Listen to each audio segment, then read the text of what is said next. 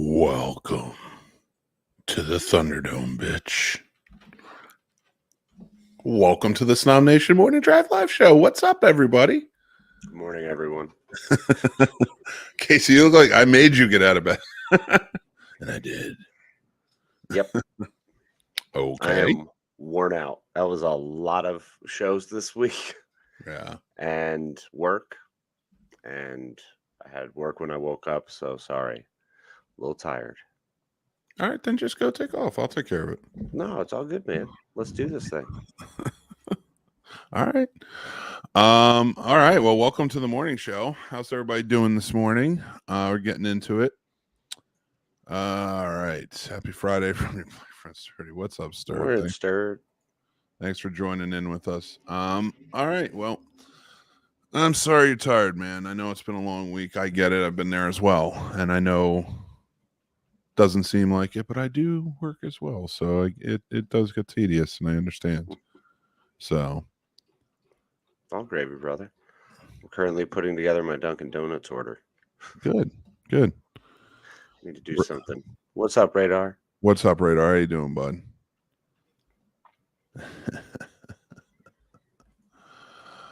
All right. Well, it is Friday morning. We're back again with this morning show.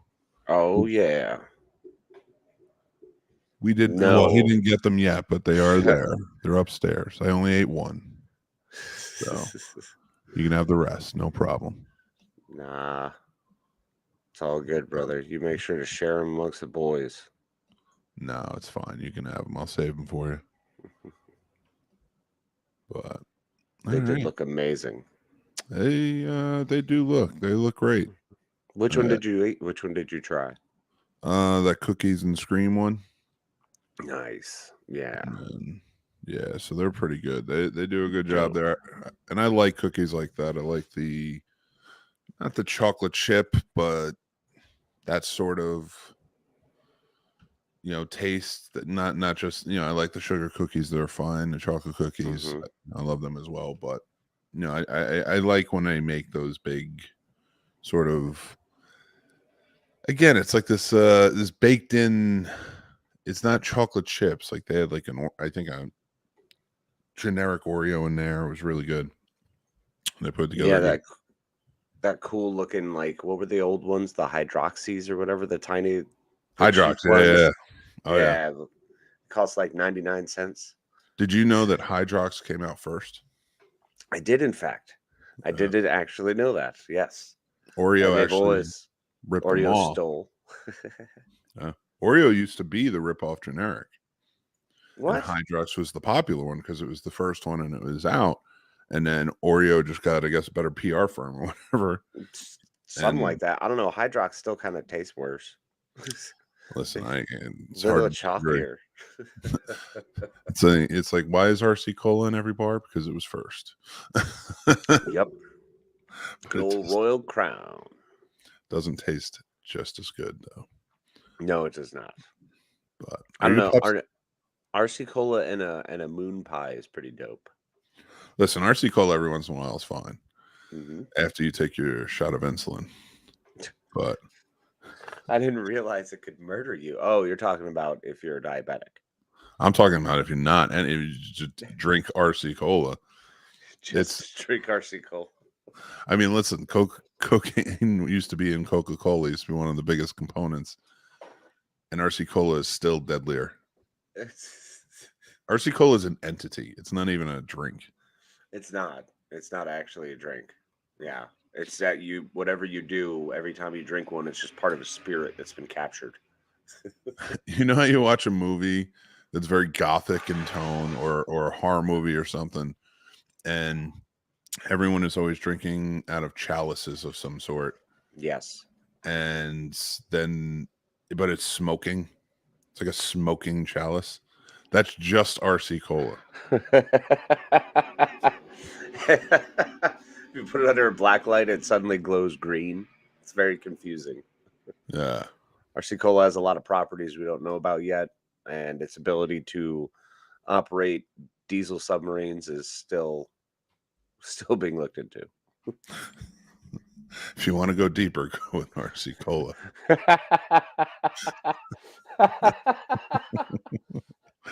Like, that's a terrible form of a commercial for RC Cola. Or is it the greatest? Is that the way you sell RC Cola? Is it you want to get into her Mariana's Trench? You give her an RC Cola. Need just a few fathoms more? How about an RC Cola? Now I'd be more scared if like Bill Cosby was the spokesperson for RC Cola, because then you're like, all right, maybe not. That's a little something else. There's a little RC Cola fly. That's God, holy shit! only gonna get worse. It's only gonna get. Well, I don't care. We got 3 hours.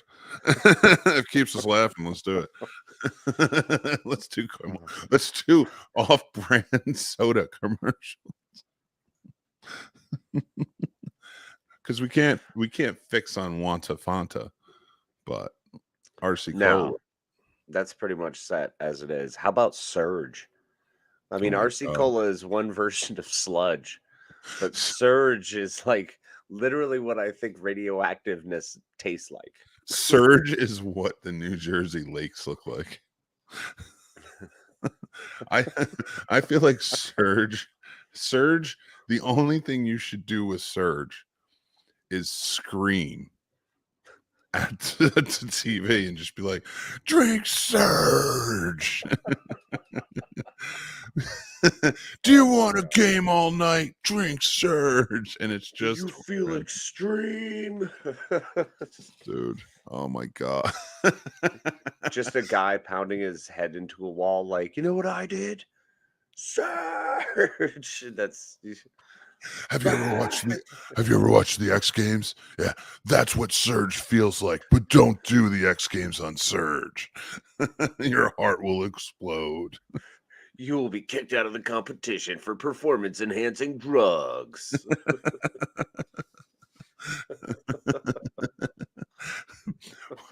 That's the worst part too, is because again, you take Coca-Cola, and they had cocaine in theirs at one time.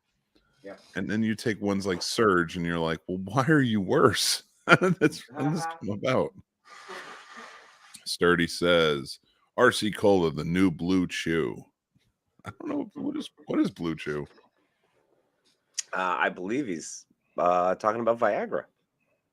Oh, is it? No, I think so. Yeah, no. I think that's a good thing. I don't know it. Yeah, I mean, I feel like that could definitely work. I'm pretty sure RC Cola could work out as like a boner pill. Perhaps it could cause ED. Surge would unfortunately do more than just, fix your ED. It would actually give you 4 penises. You'd like double a Klingon.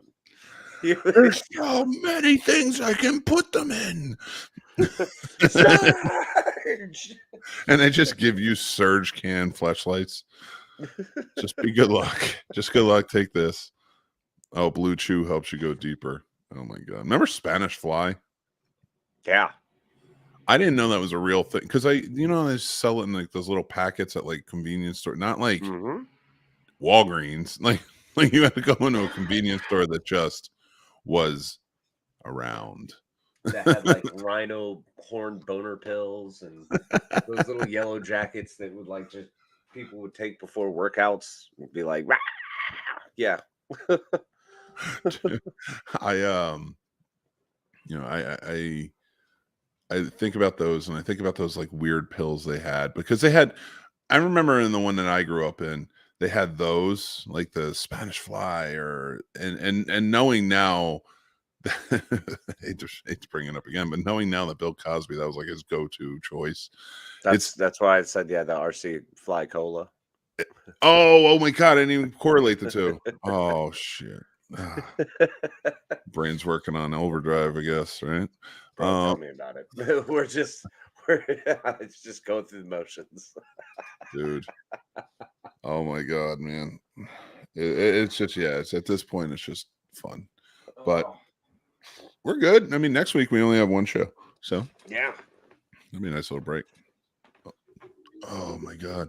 Although it is May the 4th, so we should at least text everyone and say May the 4th. Today's 4/21. Am I wrong? We have a whole week with only one show. Yeah. I love it. Oh my God. Yeah, there's no morning show next week, guys, because my wife's my mother-in-law is getting surgery, so my wife's going to be there, and I have the kids. So you're going to be a good husband. Yeah, I guess I'll take the RC Cola for morning, Paul. How you doing, morning, bud? Paul King. Paul King, I'll take. Yeah, is he the Dun King? The Dun King. The king of the Dun. Oh my God! Beware the Dun King. See, I can't do the Scottish accent, so you gotta go with Casey on that one. So you got to be careful because the Dun King can drink Surge and survive. I have no doubt. Sure, Surge is like a rite of passage now. That's what I want to do. You know, once my daughter hits 12, it's like, here you go. You have to drink this 6-pack. Did I ever tell you about my my energy drink fiasco? What? So when we were in college, basically we were free labor. True.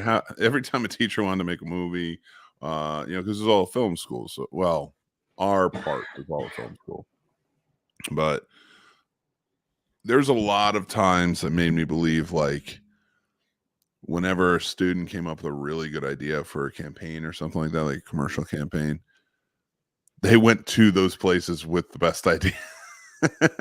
Because we would see things and we'd be like, yeah, I'm really excited about this. And they'd pitch it, like these students would pitch it and then turn around.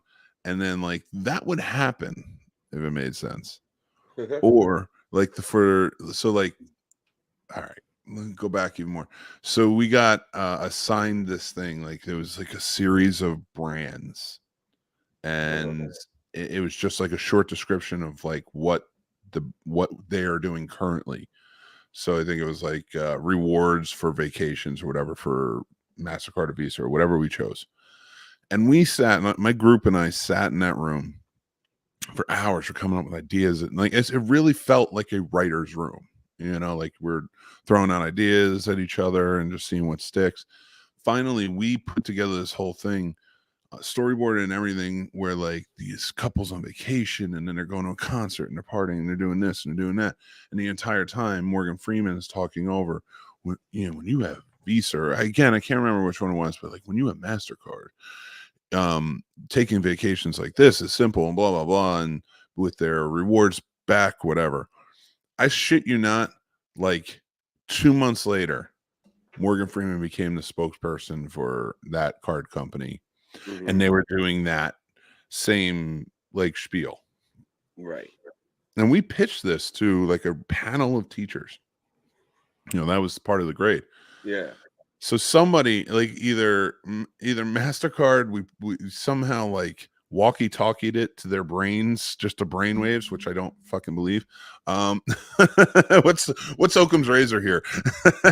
Or one of these teachers that actually had this list that gave it to us with all of these things specifically we could talk about, and then took it to them and was like, hey, here's a pitch.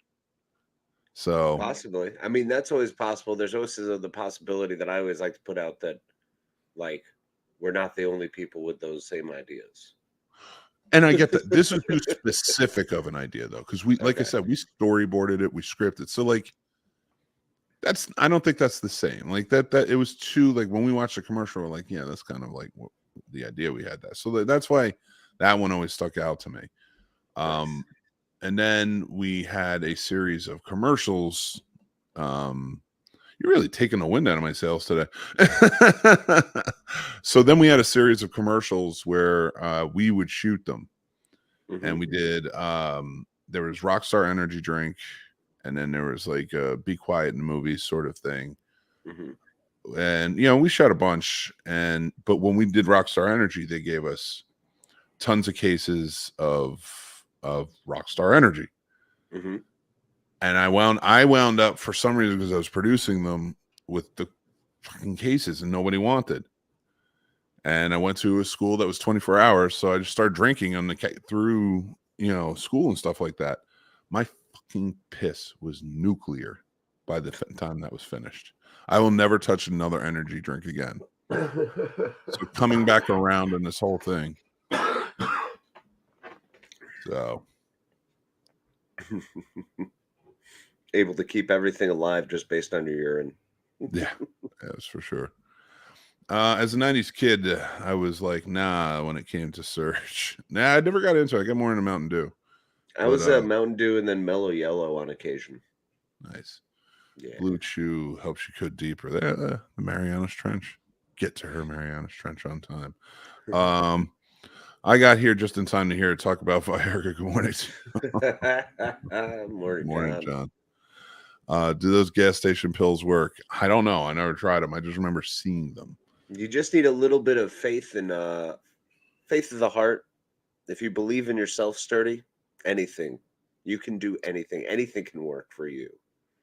It could be the right placebo and some weird combination of like guarana and taurine, but just not in a Red Bull. Oh, stay away from them boner pills. Yeah, right? All right, fellas, off to work for the auto show. You'll catch y'all later. Later, Radar. Radar. Good luck, buddy. Have a great day, my friend.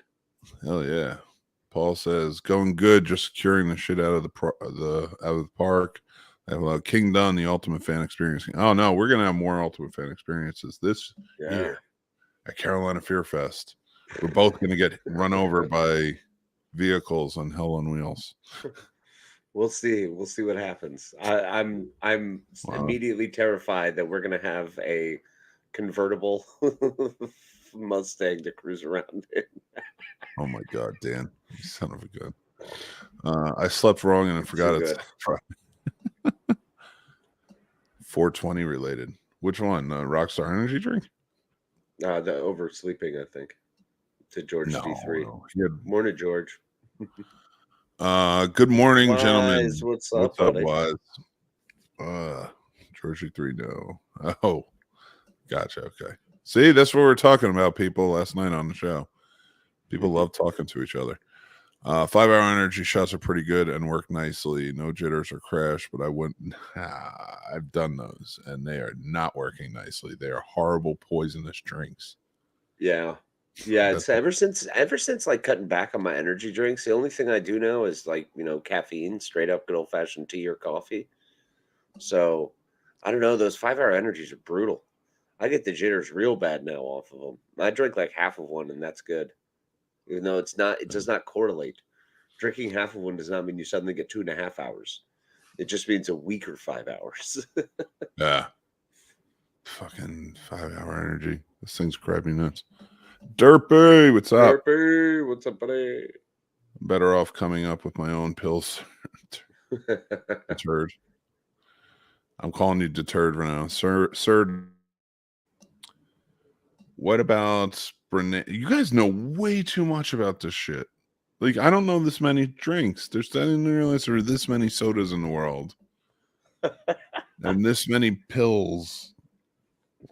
Like, I just saw them in the convenience store when I was a kid. I don't even see them anymore. You never ever tried them? No. Really? No, I the only reason I knew they were there is because when I was young, they had smoke bombs and stink bombs next to them. Oh, well, that's dope. And I would run in and be like, I need some smoke bombs, stink bombs. And then, like, so you see everything else. And it's fine, but I never took a boner pill or anything. I never used them for humping. They were usually like, I always took the ones that are like, energy, be the best man you can be. Because when I was younger, I thought it legitimately was a workout pill. And when I say I was younger, I mean until I was 34. And it wasn't until then that I realized people are like, yeah, you take those so you can hump. And I'm like, what? Why do you guys need pills? Oh man. And then I hit 40. Yeah, I'll tell you, man. I don't know. I never. I mean, I'm not saying I wouldn't if I needed them. I just don't know if I need them. I never have sex anymore. No. Well, that's fair. You're married too, so That's true. I mean, she has tons. No, I'm just kidding. She's doing great. Wait, maybe I will try these pills. No, I don't know why, and it's not a flex or anything. I don't want anybody to think I'm just trying to flex. I just never tried them, never got into them. What we got? Sturdy is already in the name. It's true. Deturdy. Sir Deturdy. Did anyone see the Netflix Power Ranger special? No, I was actually going to get into it. I was going to bring that up. But let me go through real quick, Derpy, before we get into that stuff. Mando finale was great, but I had more fun with Power Ranger special. C4. Yeah, we're going to blow some shit up. Or is that a boner? Was that a boner pill? Must be one of the boner pills. Yeah, it must be. I love that all regional people are like, you guys know this, right? And it's like, I can't tell. Spanish Fly is like the only one I never took them. I have no idea. Unless C4 is a drink, which again, no, I'm pretty sure C4 is one of those pills. Like I remember seeing it like in the 7-Elevens around here. How do y'all remember this shit? Just pay attention when you're walking, bro. That is not the same fucking thing. That's like, oh yeah, pay attention when you're walking. Don't trip over the curb. Like, I'm not looking for. If I'm not taking them, why would I be looking at the names of every boner pill? See everything in order to be the best ninja you can be. I don't want to be a ninja. I've made that abundantly clear in the past. I don't know. For someone with incredible hiding skills and your ability to I'm already stealthy. I don't need ninja. Exactly. Good. Stealthy as is. I got shimmy.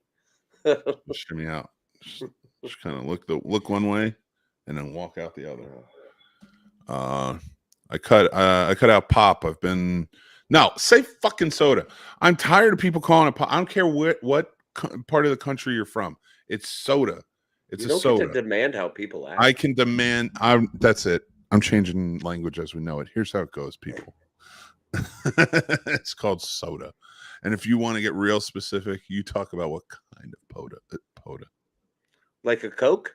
This didn't land at all. Like which Coke? I can't speak properly. Because I like different flavors of Coke. You know, like Dr. Pepper or Sprite. That's not the same thing. or a Pepsi Coke. That's cola, not Coke. Clearly, my friend, you haven't been in the deep South long enough because everything down there's a Coke. I'll have a Coke. What kind of flavor, Dr. Pepper? Oh my God. Mm-hmm. I live in the South. How do I not know that? And Florida is just Florida. You're married to a super Southerner. I don't know what she said. Well, she just tells me exactly the one she likes. Yeah. And it's Coke. So, I mean, maybe that's why. It just landed that way. It just stayed. Oh. Mick look out. It's a dick. I don't care. They don't bother me. I'm not afraid of them. I don't think you're less of a man if you use them. I'm just saying for me, I haven't used them yet. I'll put the yet on there so everyone understands. I don't have an aversion to boner pills. I just haven't needed them yet. I have definitely used them recreationally. That's fair. That's completely. Yeah. I just never thought to. You know, there's nothing better than seeing how long you can last with a giant erection. That'd be interesting. But yeah, you like just try to do general tasks and see how long you can how long it stays up. I kind of do that now, though. Put a little hat on it. All right, I'm not gonna confirm or deny whether or not I have put Scrooge McDuck's top hat on my dick or not. Just saying. A little dong cap is pretty cool. Oh my God. John Watt says there's a Netflix. Yes, the 30th anniversary is like once and always forever or whatever the fuck it is. It's basically like the WWE moniker right now, like once, always, forever. But Power Rangers. Power Rangers. Amazing. They brought back the original blue and black Ranger, so that's kind of where they're at. Nice. Okay. So that was just a special then. Wait, did they do the special like it was an episode? It was a movie. Oh, okay. Okay. So it wasn't like a retrospect? No. It's like a legit movie. Like they have to come back, and so it's the David Yost, the original Blue Ranger. And I only know him because of how horribly he was treated. And, I always felt bad about those stories. Really? Yeah, because he was gay. And, well, he is gay. And they knew it back then. Like the people who worked on the show. And he got treated like shit. Really? Man, that's fucking stupid. They're really horrible to him. And he said his experience was not good. Not everybody. Like, not the rest of the cast. Like, he got along with everybody there. I guess it was just the filmmakers, the way they treated him. And I don't know it was specifically who, but I'm guessing the producers, if that's the case. But well, that's stupid. That's why he left the show.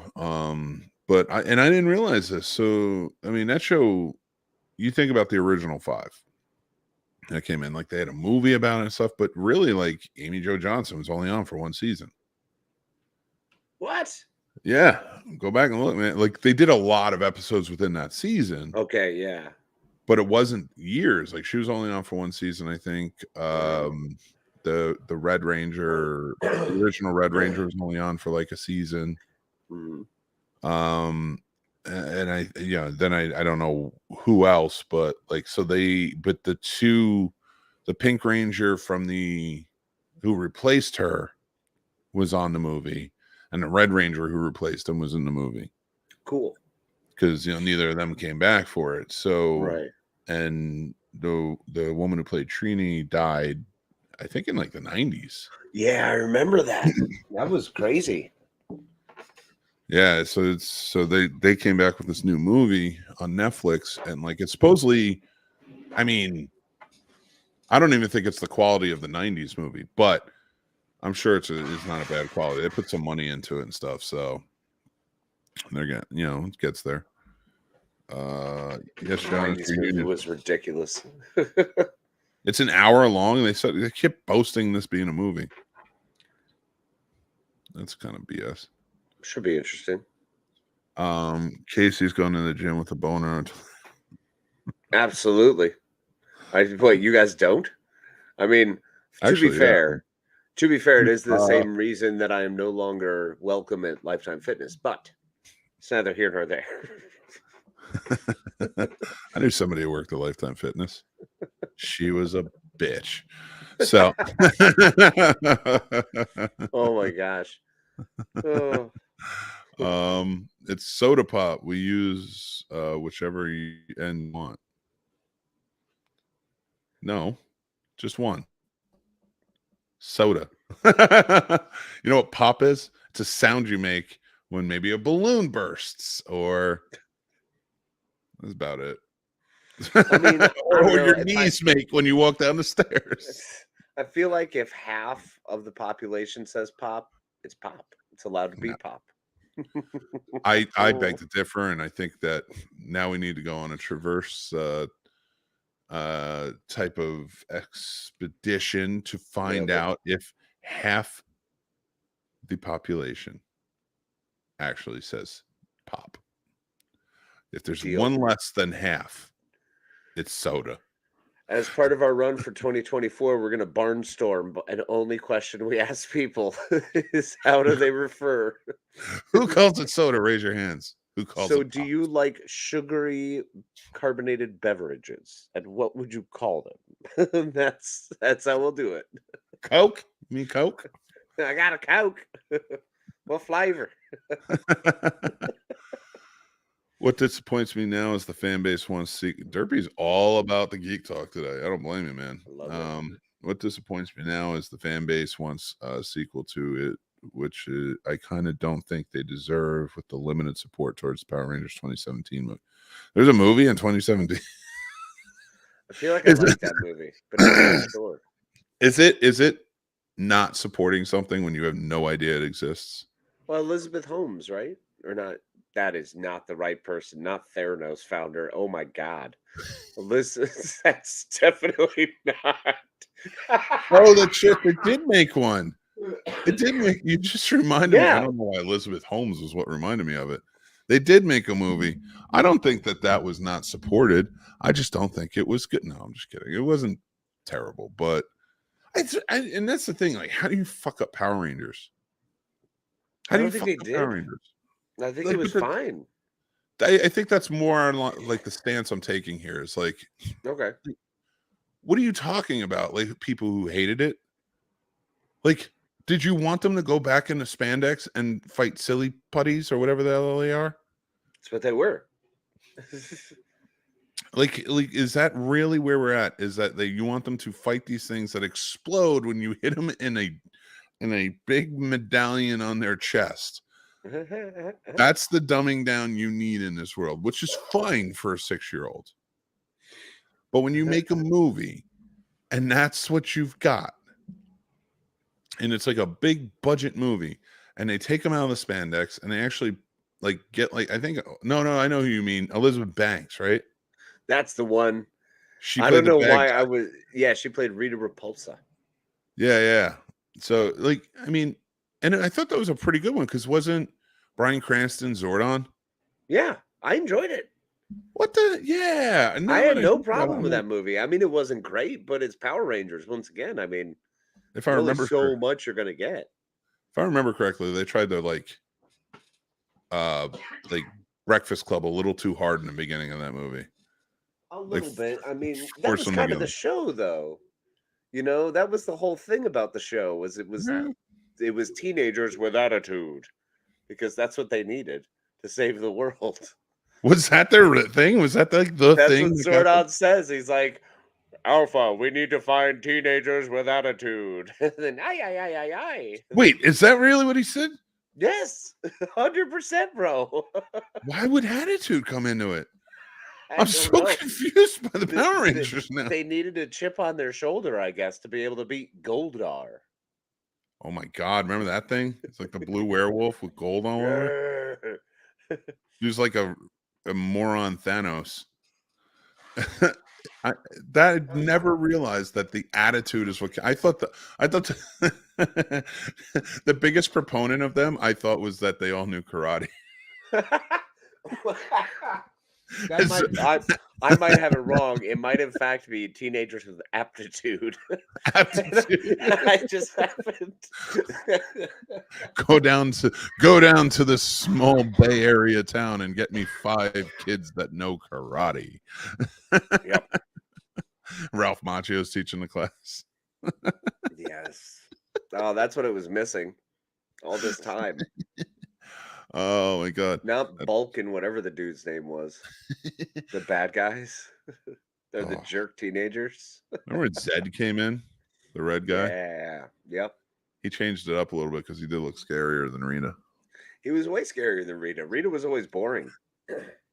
Goldar was one who was like, yo, don't mess with weird blue face dog thing. Oh my God, John, it's the most well put together lighthouse on the coast. That's for sure. Needs that top hat and monocle. I like the monocle touch. Of course, any touch is good. Hey-o. Whoa. Wait, wasn't Rocky the first kid? Yes. But that's not who's in this. So, because it's Zach, Billy, Rocky. No, Rocky was not the first kid. Rocky was the second kid. All right, so then that's Jason was the first kid. Jason, that's right. Yeah. And I think his name is like Austin Saint something. Because I remember seeing St. it. John or something. Yeah. Yeah, something like that. Trini's daughter and Catherine. So they replaced the Yellow Ranger with Trini's daughter. Okay. Interesting. Amy Jo was on for 2 seasons. Oh, was it 2? Oh. I could have swore. I just read an interview and I could have swore she said 1, but I don't think any of us know where it was at that point. It was the 90s. That was back in the 90s. They also had that really cool ability, since their film quality wasn't great. They just took a picture and cut it out, put on someone else's face, They were able to get Amy Jo Johnson for that second season. So here's where I'm going with this next part of the story that Derpy, because I know what Derpy's trying to do, but I'm going to change it up a little bit. He goes, first off, I said it was the 90s. 2001 or 2002 is not that far from the 90s. That's a correction that I feel is a little unwarranted. We're just old, and that segment of time just washes together as one. If I say the 90s, I probably mean 1999, understandably. So if you say 2000, 2001, you better come at me with a month and a day. It's too close. But then he writes, and Derpy, that's because we need the help. Then he writes pop, and I imagine he means Trini got popped. So I'm not giving him the soda deal. Take a poll: soda, pop, Coke, Pepsi. I don't know. That's not how it works. That's not how it works. It's pop in Michigan. Does that mean people hand you a soda? Get it? Because Michigan's hand. I was just setting that up, and I knew it wasn't going to land. I started out knowing it wouldn't land. Half knowing nothing good would happen. I know so many people who do call it pop too, and listen, you can call it whatever you want, really, but you're wrong. Watched Power Rangers movie after Jason's talked about it.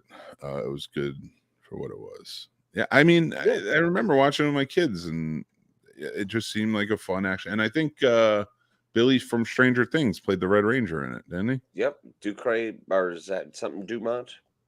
Dacray, something.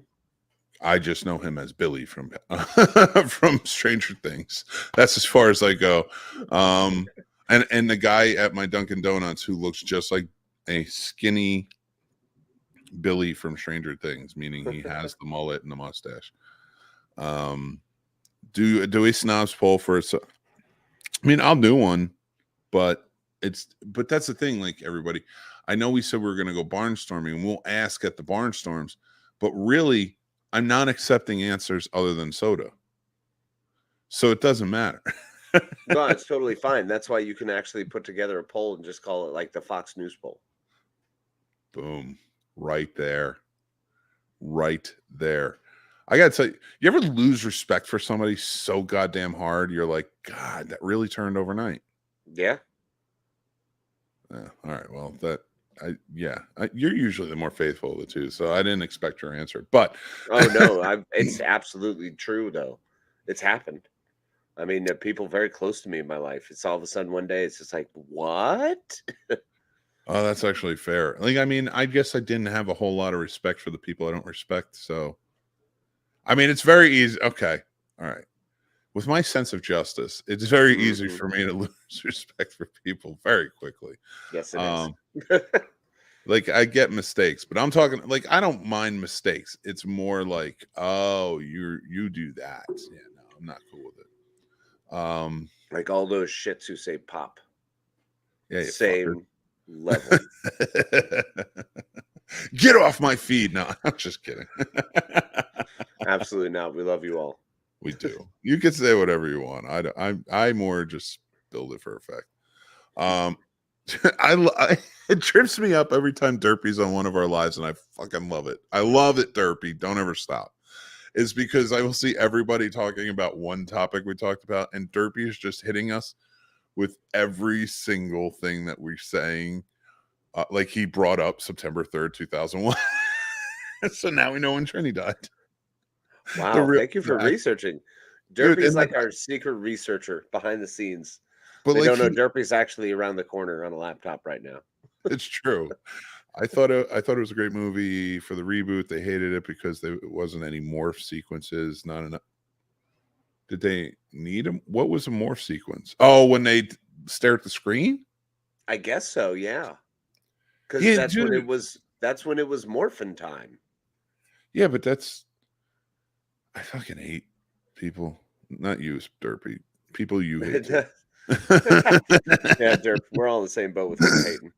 Dude, I just hate that. That drives me nuts. Like, you really need them staring at the screen with their gold medallions and their whatever the fucks and saying Triceratops? Yeah. I don't think you need. More importantly, for the music in the background, go Power Rangers. They did have that, and I thought they did a good job in that movie with the song, incorporating the song somehow. Yep. While they all have their, their GoBots and their Goblins. And they have Zords. Zords, bro. I call them GoBots. GoBots. GoBots are knockoff Transformers. Yeah, they're the best kind. You know why? Because the GoBots are like the Philadelphia version of Transformers. They're gonna get down and dirty when they fight. It isn't like the Transformers where it's like, we must beat the bad guys. It's they fight and they're just like, cut his ankle, do it.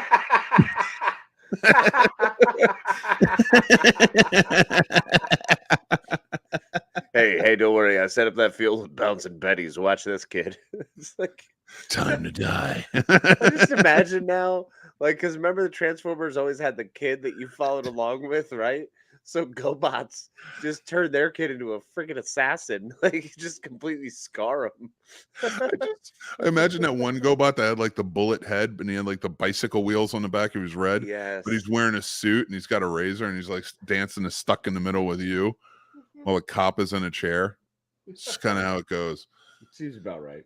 Yeah, dude. Oh my God. Lord Zed, that's what it is. Lord Zed, and then you had Ivan Ooze in the movie. People really like these movies. Yeah, it seems like Power Rangers is one of those things that you and I just kind of like missed. Like I watched the first 2 seasons, I dug them, but around that second season, I just started to be like, other things. I think VR Troopers was really dope. Did you remember VR Troopers? No, I'm looking it up because it sounds familiar. It was 3 like teenagers, once again, teenagers with attitude, who had a secret base where they would basically be able to use and summon the power of Ultraman. But they had to call it something different. VR Troopers. I do remember that. Yeah, the girl on that actually went on to be an actress on play a character called Carly on freaking General Hospital. Oh. So I saw her on General Hospital and my young brain went, what? But she's a VR trooper. Like yeah. All right. I do kind of remember this. I'm still trying to put, 2 and 2 together. We are VRs. Yeah, Sturdy. That's what's up. Oh my God. Was that really the thing? Yep. Was that like the 100%? We are VR. Dude, what other things did like Power Rangers usher in? And it's just like, this is dumb. I mean, so many different shows. Well, that was the funny thing is VR Troopers was just trying to do exactly what Power Rangers did. Take an already successful property from somewhere else in the world, and then and then try to make it their own and like basically clip together all these other shows and turn it into a whole new thing. It was fun. I dug that though. I like that they were bringing more Japanese culture to it. God forbid you put an Asian actor in there, but whatever. Well, they had Power Rangers had Trini, but like there was not many of those shows had Asian actors in them. And VR Troopers didn't have anything. I'm pretty sure it was all white kids. Yeah, that's probably true. It was the 90s. It's tough. Michigan has a very big hand. Not as big because you guys kept Toledo.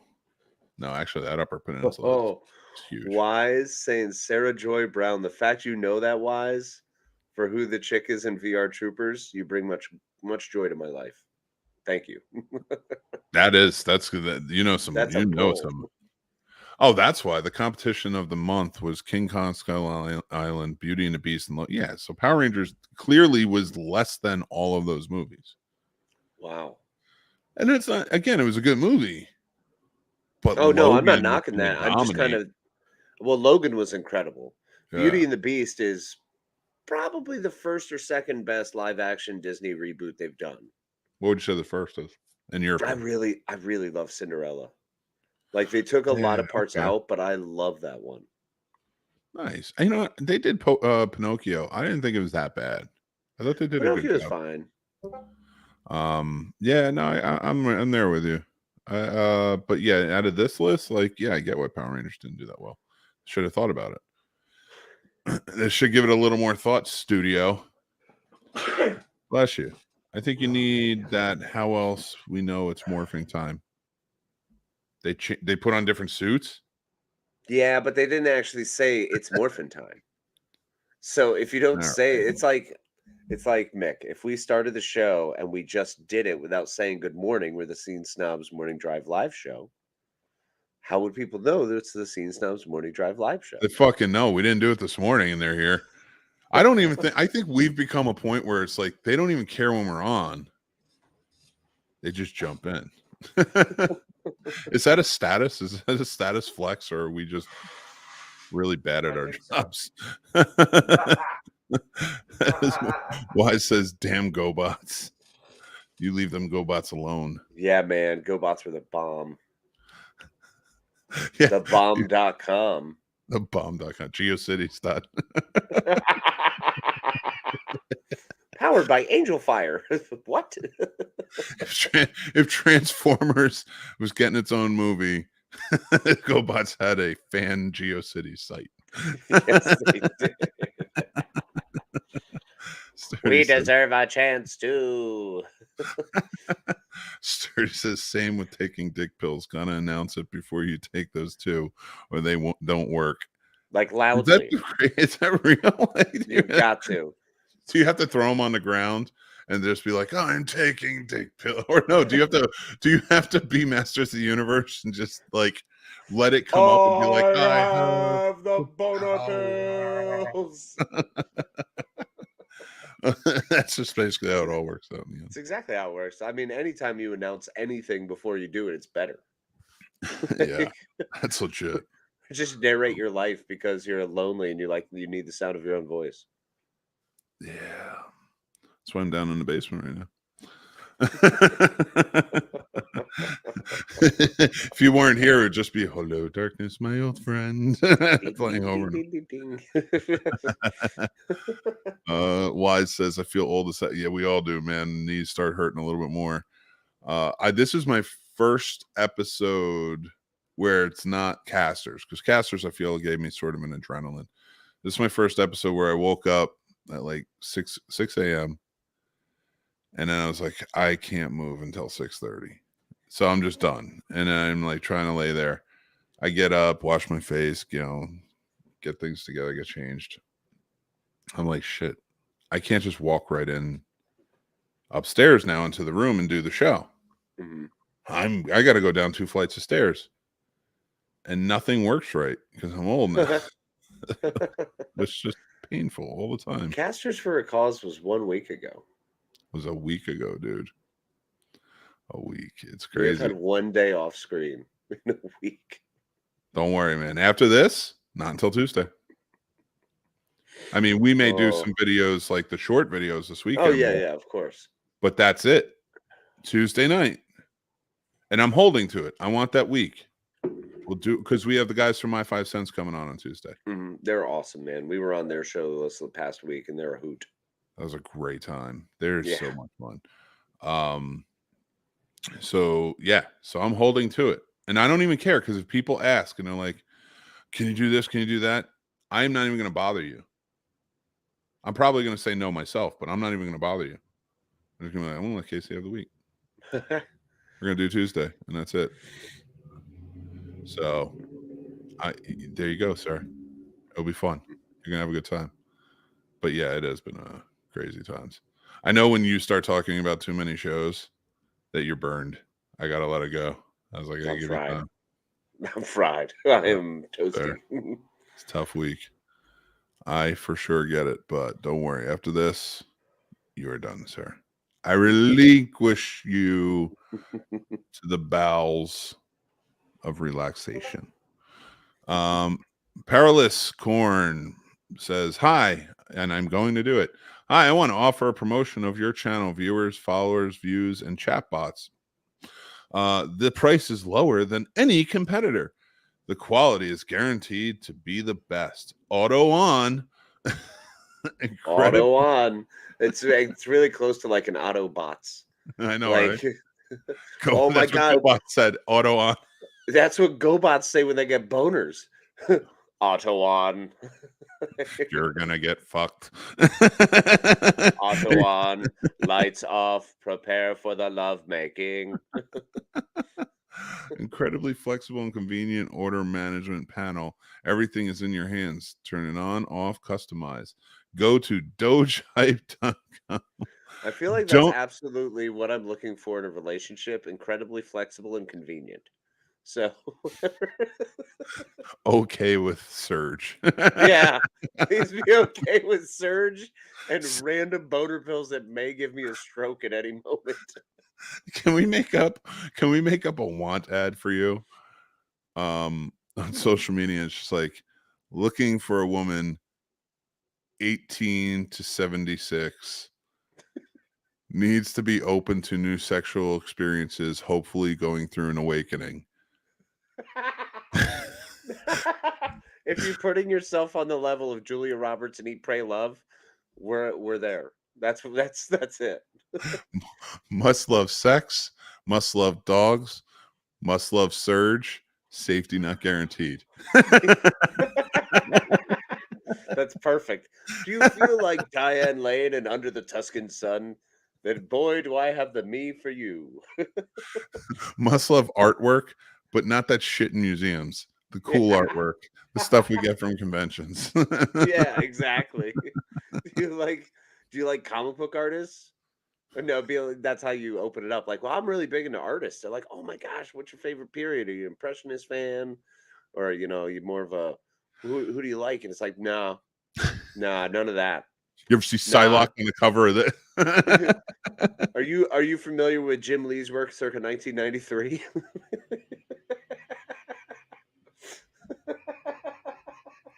Well, the 16-year X-Men run. The Chris Claremont run, considered one of the best by most. Oh God. True. Inform them. But the only complaint I have for that movie was Zero Crystal. Crystal. I don't know if you spelt that wrong or I'm saying it. What the fuck is happening? Zeo Kritzel?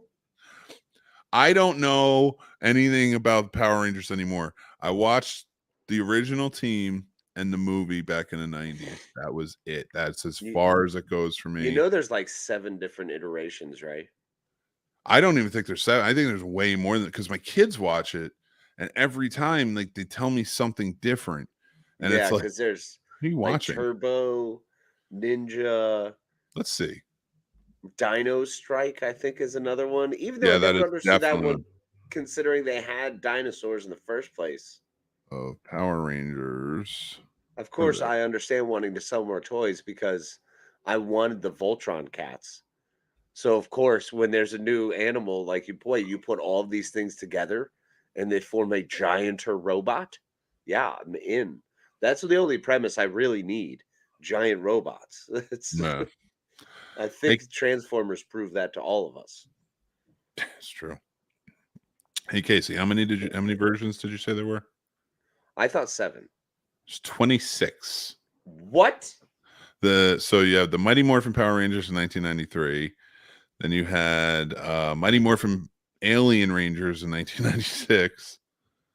The Power Rangers Zeo in 1996.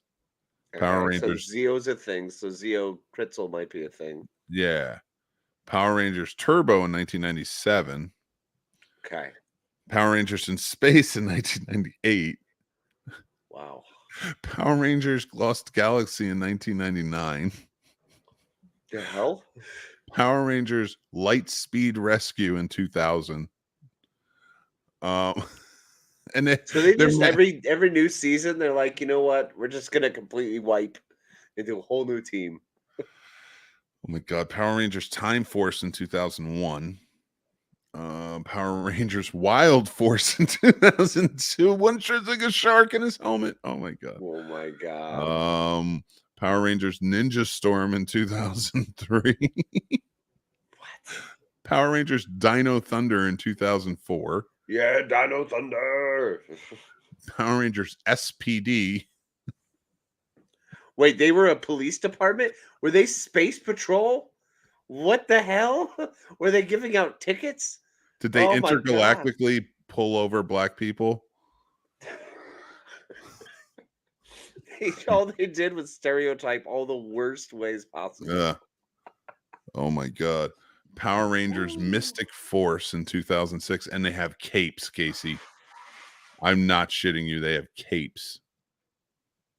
Power Rangers Operation Overdrive. Power Rangers Jungle Fury 2008. Power Rangers RPM 2009. What? They're not even in cars. They're not in cars, dude. I don't know what's happening.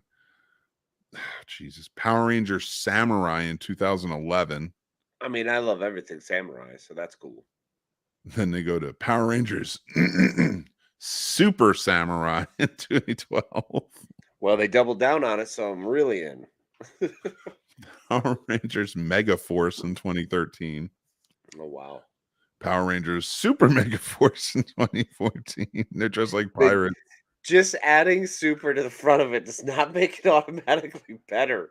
Why do I feel like you can somehow tear the tape off of the DVD that says Super Force? Did you like the last season? Well, let me tell you about this season. It's going to be bigger. One might say supersized. Here's what annoys me about this next one, and we talked about one already. The original Power Rangers were all dinosaurs, weren't they? For the most part, I think Zach was a mastodon. Yeah. Oh well, everyone else prehistoric. Was. Oh, okay, yeah, and Trini was the saber-toothed tiger. So yeah. Yeah. So like far removed from dinosaurs, but still in a prehistoric nature. Yeah. So Power Rangers Dino Charge in 2015. Why? What's the point? Just go back to the original. Have turbo dinos or whatever it was. Yeah, but get this. In 2016, they did Power Rangers Dino Supercharge. Oh, come on. Not Super Dino Charge. Dino Supercharge. Oh, my God. That's so dumb. Power Rangers Ninja Steel in 2017. I mean, of course, Derpy, that is why the 2017 movie failed, is because clearly TV was giving us gold like Ninja Steel. Ninja Steel. I swear to God, I'm going to punch somebody in the Did their big Zords just become giant ninjas? Were they mech suits? Good luck. Tell us, everybody. I have no idea. Because then in 2018, it was followed up by Power Rangers Super Ninja Steel.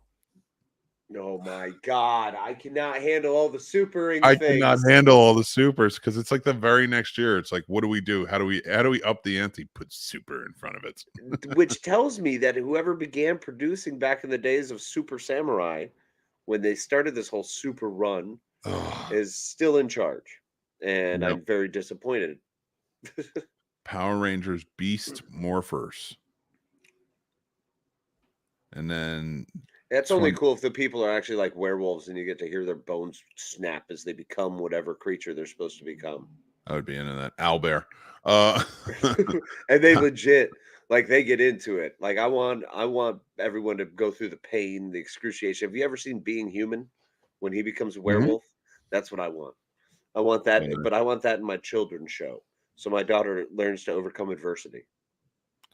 I'd be into that. I would be into watching that show. Yeah. Power Rangers Dino Fury. It was 2021. That was 2020. There's a fucking super version of that. Not yet. Pandemic must have wiped that one out for a while. There's so many ridiculous amounts of Power Ranger show. But the complaint I have for that movie is you said that one. I have no idea what you're talking about. Do you remember Space Rangers? Like Buzz Lightyear? I mean, the only Space Rangers I remember were the ones in Buck Rogers, Babylon 5. Oh, yeah. And then what were the other Space Rangers? I've forgotten. I had a joke there, Wise, and I'm sorry, but it's gone now. I knew Space Marines from Aliens. Yeah, those are good ones. Yeah.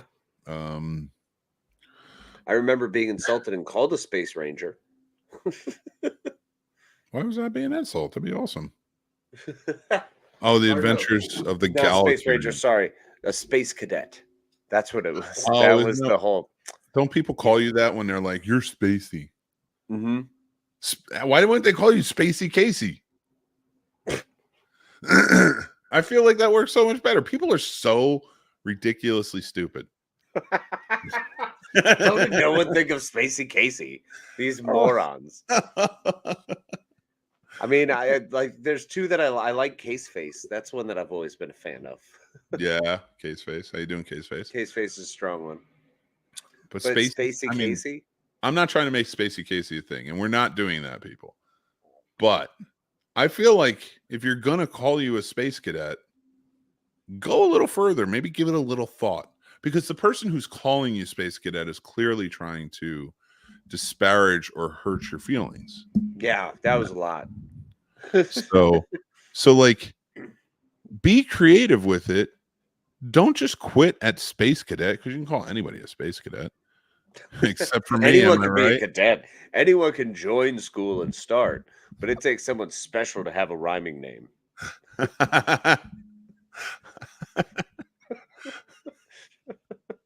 It does. You shut your goddamn mouth. I don't care how mad you are at me for having to do this shit. Sorry there, Slick Mick. That's not. Hey, listen, I've been called that.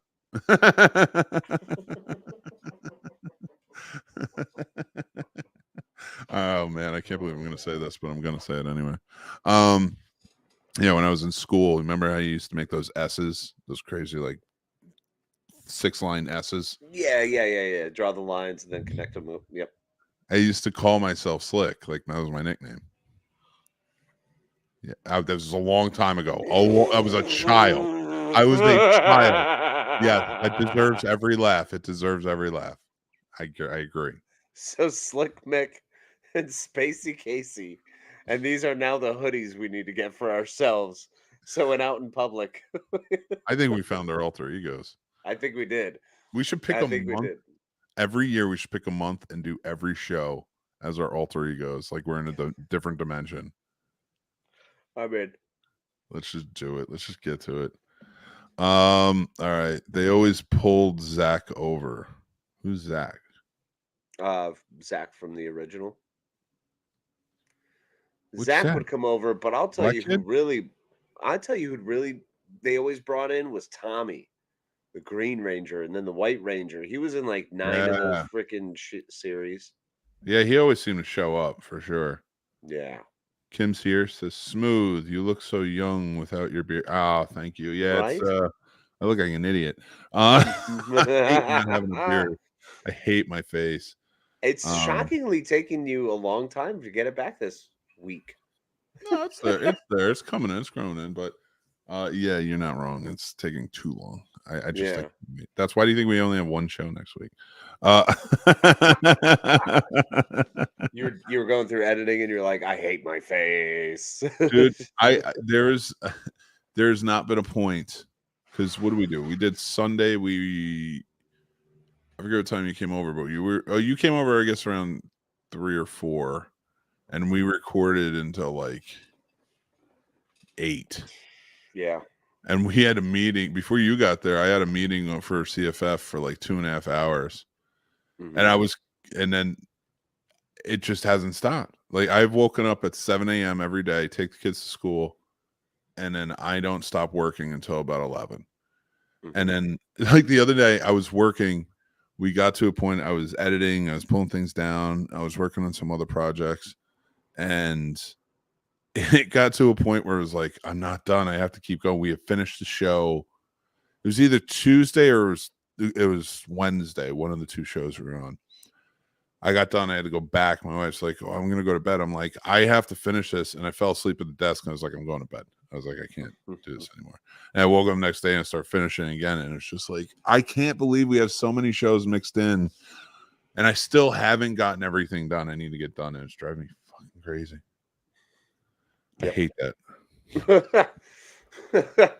You say yup in the most indignant way possible. Like, I get it. I know you work hard. I acknowledge you. You do not acknowledge me in any way when it Yes, I do. Whenever I I most did this, certainly do. I acknowledge you all the time, young man. I'll take it. I will take the young man. That's the only acknowledgement I need right now is call me young because I am not, and I hate it. You're thankful, but whenever I'm like I'm working, you're like, yep. Like I know you work. I said it. I agree with you. I know your feelings on this, and I feel for you. Because you work hard. You're a hard worker, dude. There's no. I will never take that away from you. I will take you being a super samurai away from you. You're not allowed to be. Which, well, you'd like to be able to take that away, but that's not something you can actively get unless you've killed Zordon. In which case, I'm screwed and I can't morph anymore. I do have a face big enough to be on that screen. And let's be honest, if I was going to be anything, I'm definitely going to be Alpha. I don't think I'm going to be Zordon or any of the Rangers. I'm pretty sure I'm just going to be the annoying robot smashing into stuff. If I had to choose one character from that entire franchise to be, what's the one that does the absolute least? Rita? Goldar. No, he fought a few times. Yeah, but only like twice. And he's legitimately always talking about, he's a champion, Rita. Like, I mean, he's and he never actually goes and fights. Or he goes and fights because he needs to distract them while the other thing is being built or created or whatever. That's very fair. But here's the thing. That's still more than I'm willing to do. So like the teacher, maybe their teacher at school.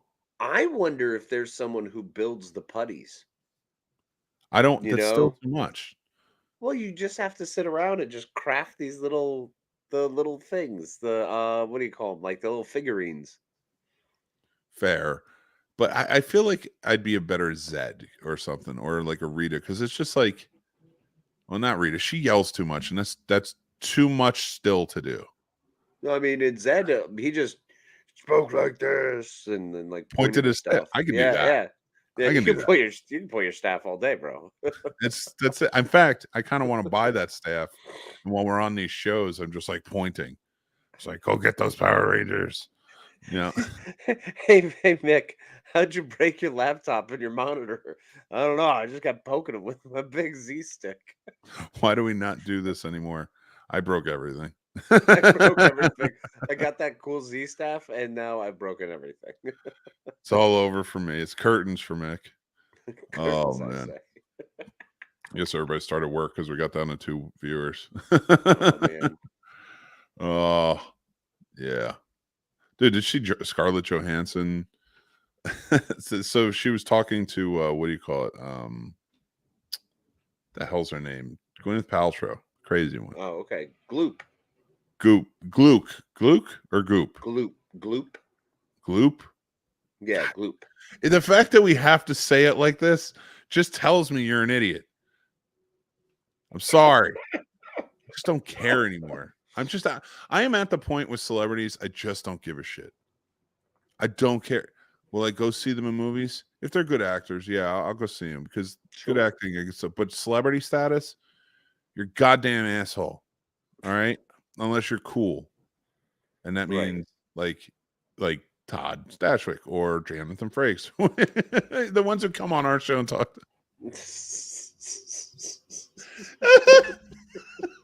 I'm so fucking full of myself. No, like the asshole, like the celebrities that let it get to them too far. Like it's a different weird plane of existence. You know what I mean? Yeah. Like Gloop. Like I'm just gonna sell you shit, and she never tests anything, or she says she does. Whatever. So maybe they test it, but maybe. Yeah. Maybe we'll see. Vagina candles and shit? Yeah. Oh my god. Or maybe it's like afterbirth candles. I don't know. This is why I don't talk about this. There was that one lady who like knitted from her vagina. Remember that one? I never want to think about the female vagina and the word gloop. And knitting all together. All 3 of those is a bridge too far. It's no, like the knitting's okay. I can deal with the knitting. And it doesn't bother me.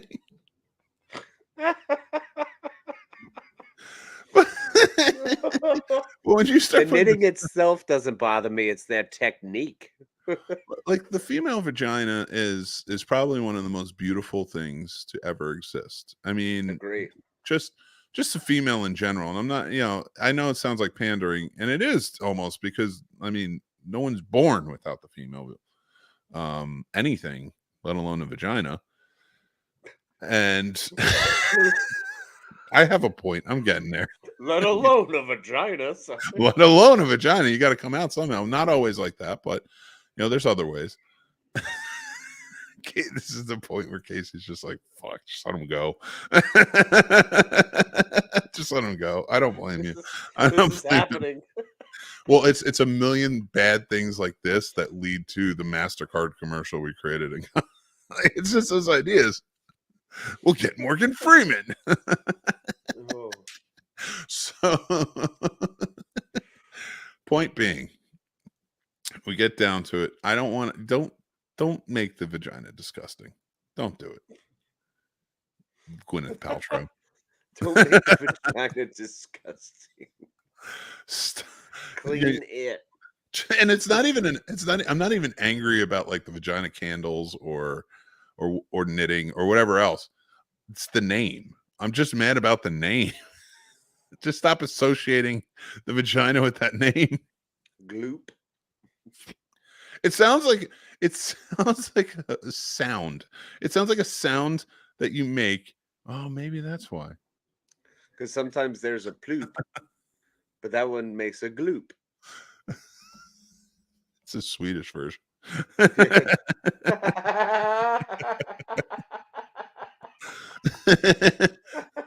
Gives new meaning to the term. We're going Dutch. When you want to sound Scandinavian, just say weird things like gloop. Gloop. You know, it was weird. I was looking on. You got me stuck in my car, you bastard. So I've just been searching stuff, and like I've been doing all the geek stuff, and I looked over Star Trek the other day because we were doing a show, and I was like, oh, let me see what they got on here, because I'm always looking for that ornament, the Spock Kirk ornament from Wrath of Khan 2, part 2. And they had the micro machines, like you can get all the like the starships in micro machine form, but I forgot the name of the company that made the Star Trek toys. Was Galoob. Galoob, I remember Galoob. Yeah, man. And that's where my point was coming around to, is the fuck is a Galoob? Tell me that's somebody's name. I mean, potentially. It's such a weird it's a weird word to say, and it's not that it's not fun or anything, but it's just, what does that have to do with toys? I don't know. It could be the manufacturer's last name was Galoob when they started the company, when their great-great-grandfather, who was like whittling ducks in the beginning. That's my biggest problem for me is duck whittling. No, is that nobody at any point in society should have allowed somebody named Galoob to be rich. Or Mattel. No, Mattel can get beyond whatever. I don't care. Mattel is just like a screwed up version of metal. It's ruined me as a child. Mattel. What do you make your toys out of? Mattel. And that's just how they said it, so people just wrote it down that way. Or Parker Brothers. Parker. That's just brothers. Their last name's Parker. Yeah, what kind of bullshit is that? No, you're not adding to this with that, because Galoob is a weird name. Parker is not. Parker could be a weird name. I will not accept it. I bet you if we went to, I don't know, fucking Madagascar, there aren't many Parkers floating around. No, there's not. But you know where there's Galoobs running around? Nowhere. They don't exist. Fuck the Galoobs. Wait, there's a guy whose name is legit Tony Shalhoub, and you don't think there's a chance for a Galoob to be out there? Because his name was Louis Galoob. This guy had no business making toys. Was he an incredibly handsome, worthy man? I don't. There's no picture of him, but it was 1989, which accounted for 50% of sales in 1989. Oh, in England, he founded it in 1950. Oh, parent organization is Hasbro.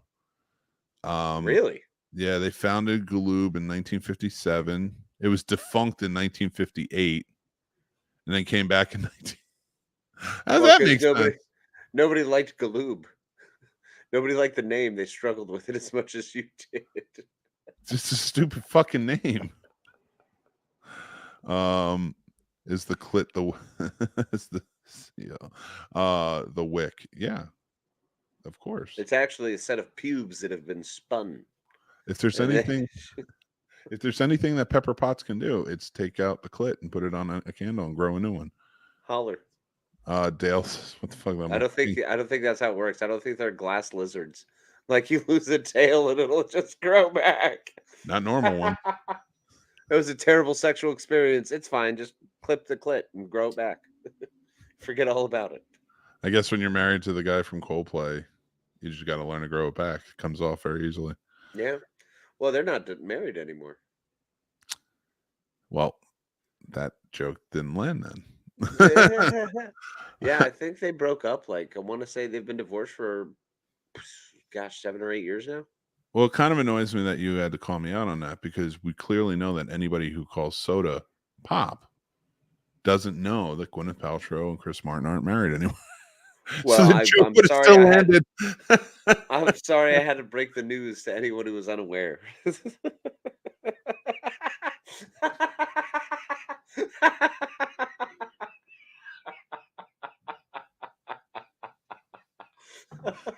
Everyone's just having emotions about it now. It's just people just wailing in the street like, no, you were supposed to be the chosen one. Every major city in this area is now under quarantine from burning acid. Oh, I love it. I don't have to travel anywhere. Deal. Yeah, that's legit. Going back, because we got back to Galoob. No, technically going back to Scarlett Johansson. So Scarlett Johansson was being interviewed on our podcast by the hell's her name? Gloop.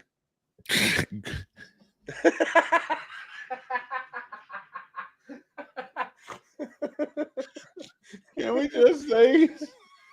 Let's just go Pepper Potts from now on. I don't want to call her Gwyneth Paltrow anymore. I'd rather just call her Gloop. Yeah, what's up, Gloop? I was not expecting that.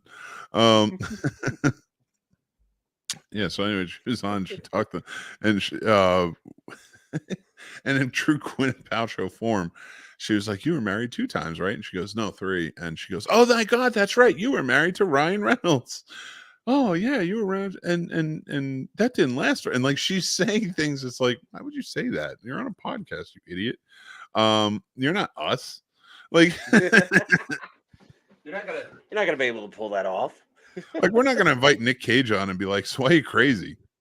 Yeah, no. You know, we're gonna invite Nick Cage on and be like, "Hey, so what's it like to be really brilliant? We love your roles." Every fucking one of them. I don't care what the cinnamon says. Rolls. I mean, whatever type of roles you're into, I'm in. I know Sturdy hates them, and it's okay to be wrong every once in a while, Sturdy. But Nicolas Cage is the best damn actor living today. No, I mean, he's definitely an actor. Give me Give me 2 performances he did that were exactly the same. And I will 1 and then give me 2. Well, you need 2. No, you need 2 because you have to compare them. Give me 2 of his performances that are the same in any movie. I'm giving you 40 years of movies that you can pick from, and the dude is no slouch. The dude makes a lot of freaking movies. Prisoners of Ghost Island. Saw it, and I'm already disagreeing with you. And do not say Con Air. The fuck? No way. Same character. No, it is not. 100%. No, it is not. No, it is not. It is not the. That is so far away from the same character. That is not. First of all, he had that terrible Southern accent in Con Air. Oh, but still, man looking for redemption. Well, no, no. Motivation's different than performance. Same character. It's not the same character, because then you could say a lot of people have that same character. Yeah. No, but that's not the character. Jack Nicholson did the same thing in Chinatown and the Two Jakes. That's Jack Nicholson. I'm not talking about Jack Nicholson. I'm talking about Nick Cage. He didn't do the same performance. It was not the same performance in both movies. Nick Cage, then how about Mandy and Face Off? No, you're insane. Mandy's my favorite movie of 2018. And him as Castor Troy. It's not the same. That's what it is. Same. This is exactly the same. You know who I would compare his character in Mandy to? Clint Eastwood's character in Tightrope? Unforgiven. Oh, you are way too obsessed with Tightrope lately. Please tell me it's because you are solving the murder of prostitutes. Yep.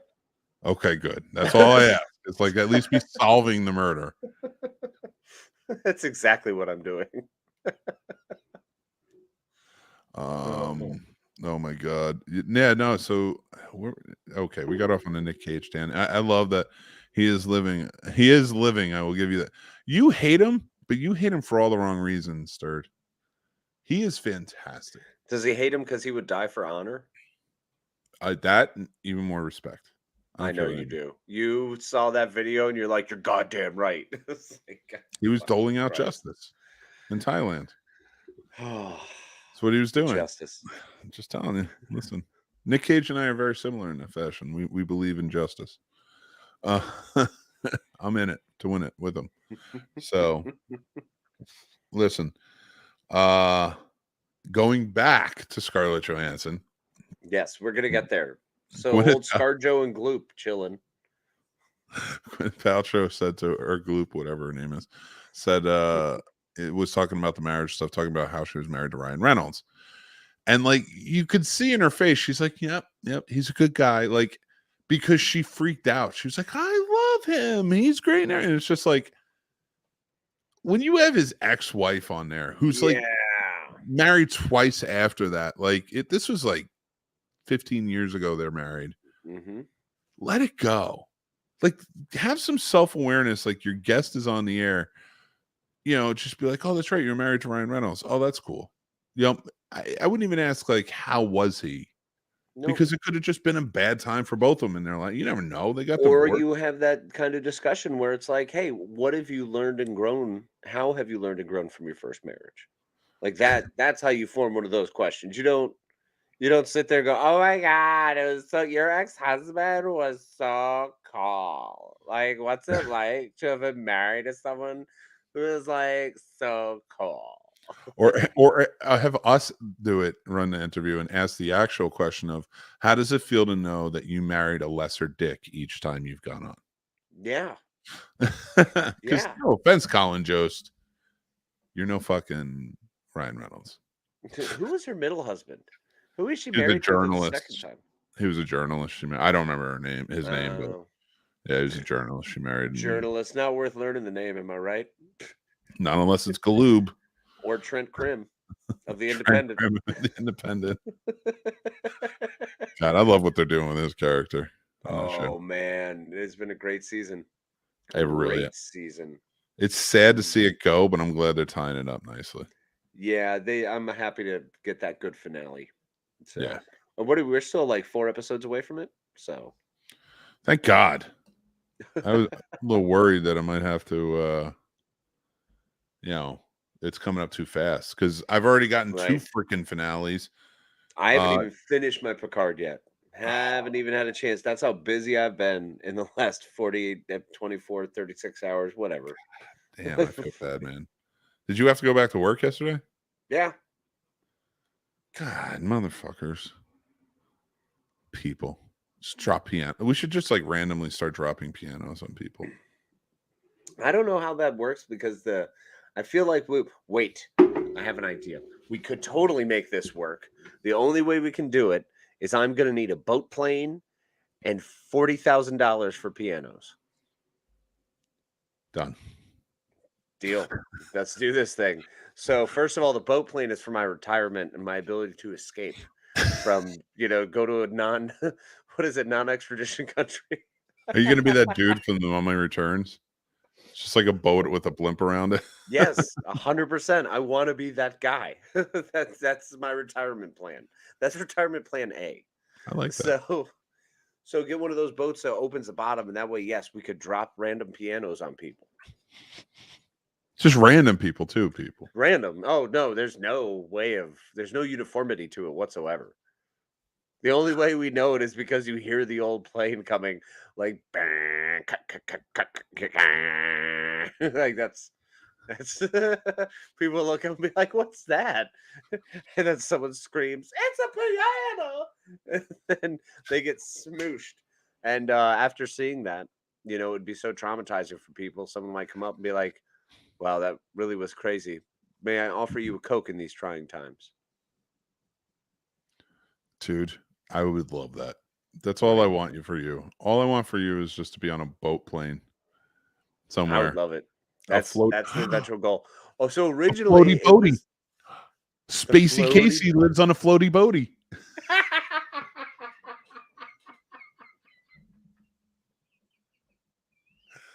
It works on so many levels. I want my entire name and life to be nothing but a rhyme by the time I retire.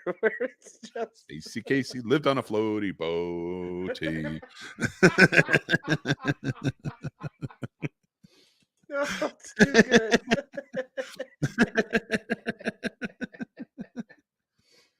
Oh my gosh.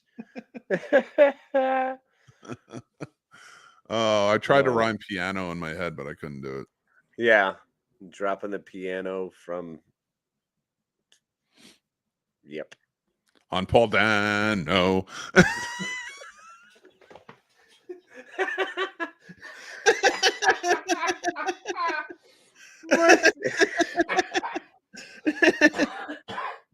We loved it. Paul Dano dead? No, Paul Dano was in the Fablemans, and he played the Joker in the Batman. Oh, that's right. So we don't want to drop a piano on him, but he rhymed, so we have to now.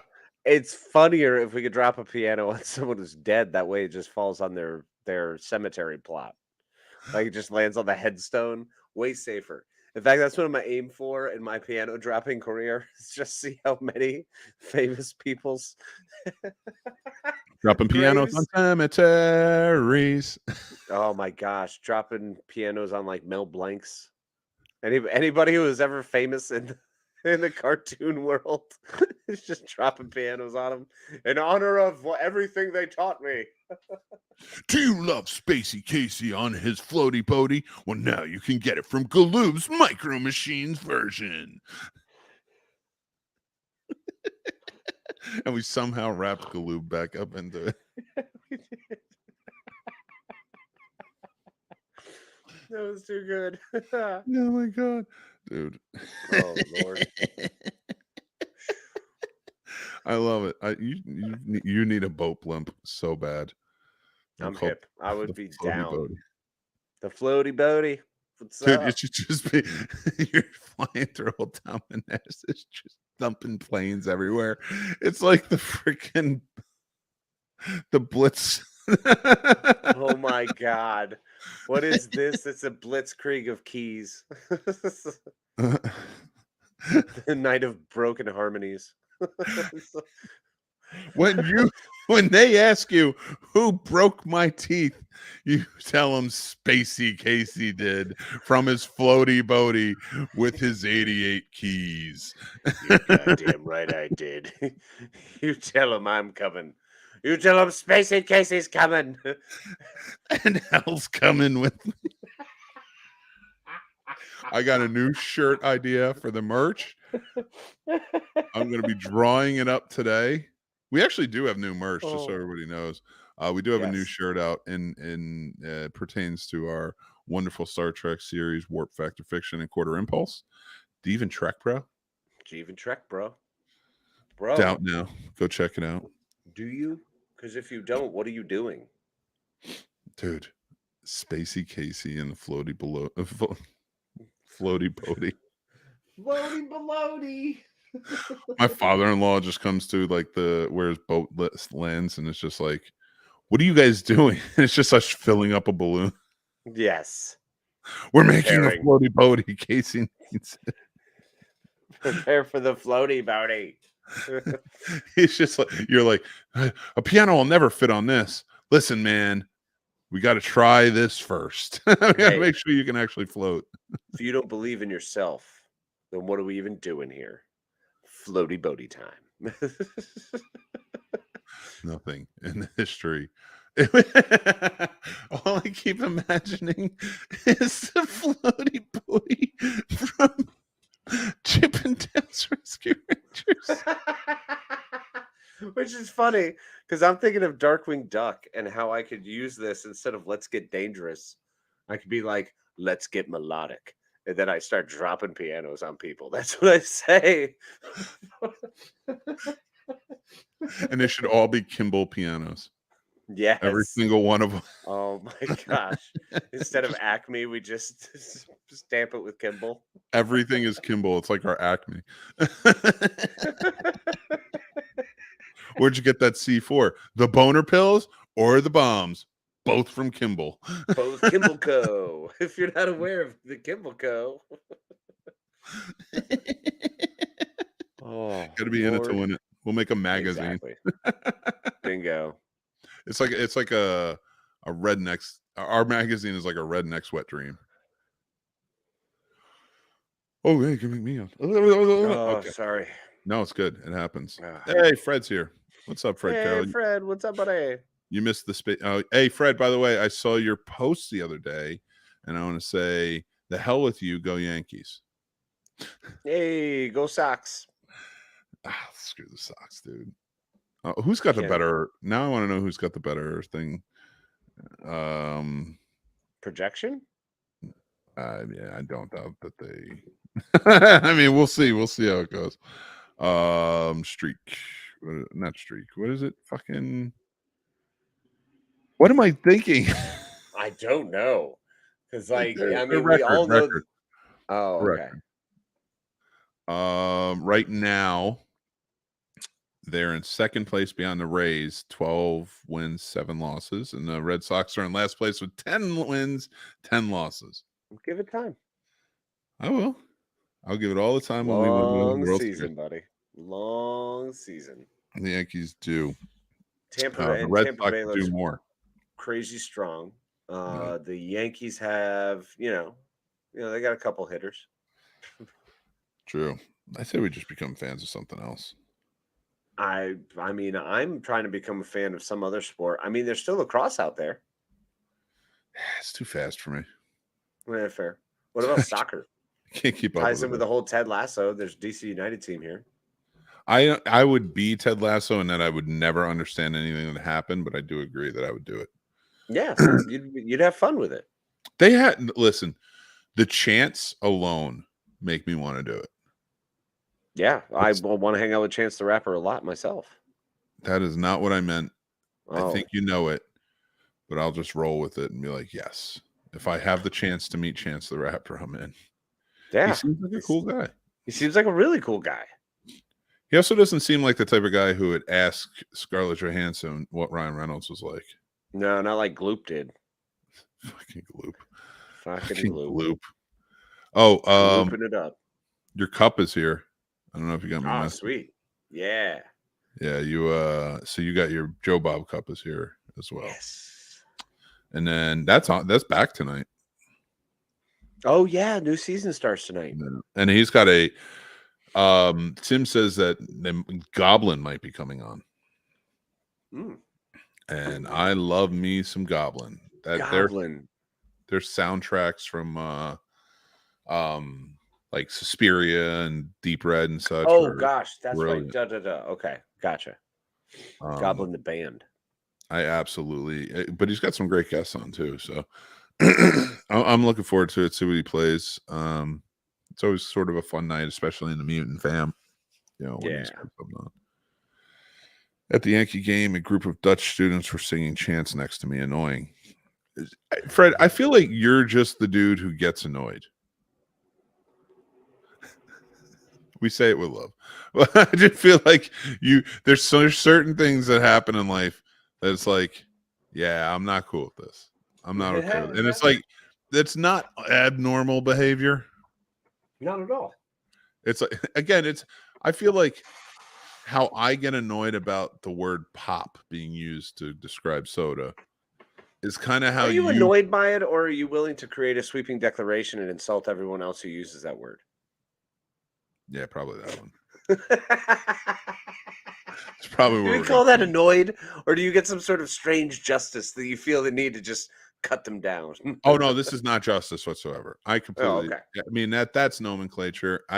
It's hard to get mad at somebody who like this is a regional thing. That's how they talk about.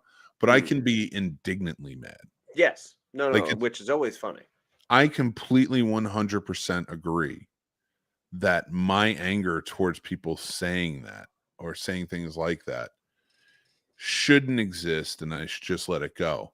But I'm not going to. No, you never will. It's on me.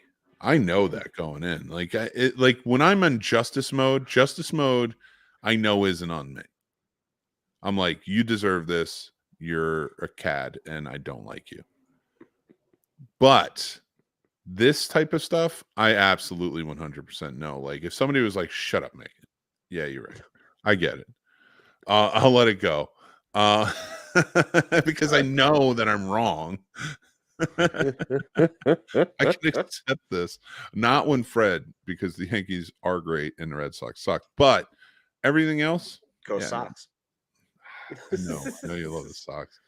We'll never. Well, this is the one thing we will forever be stuck in the mud on this. This is our point between you and I that we will forever have, which is beautiful because it's a rivalry. You know what I'm saying? Like there was a time when I would have been like, nah, like I wouldn't date a Yankees fan.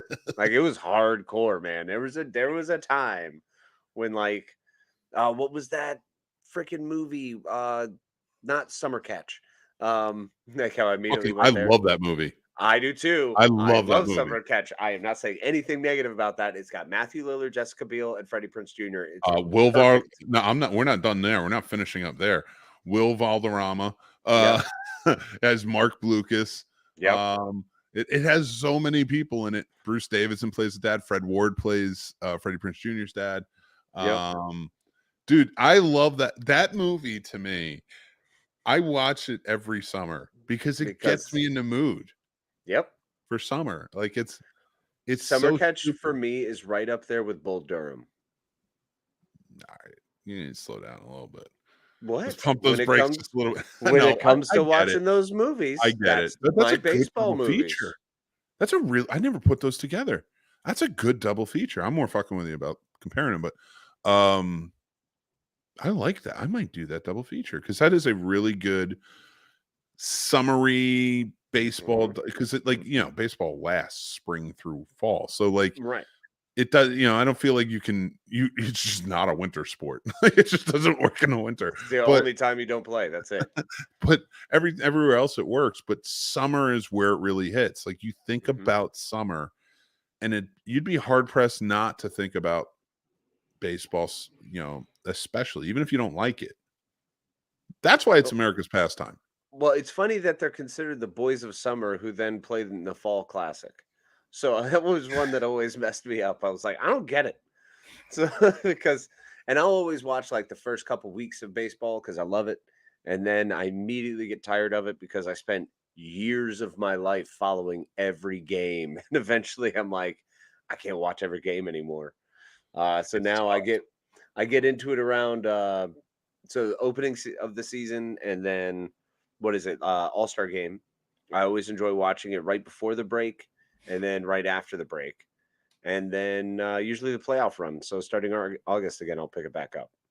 It's nice to be able to pop in and out of baseball season. Yeah, I mean, usually I always loved watching the opening day. I don't watch as much anymore because I don't have standard TV.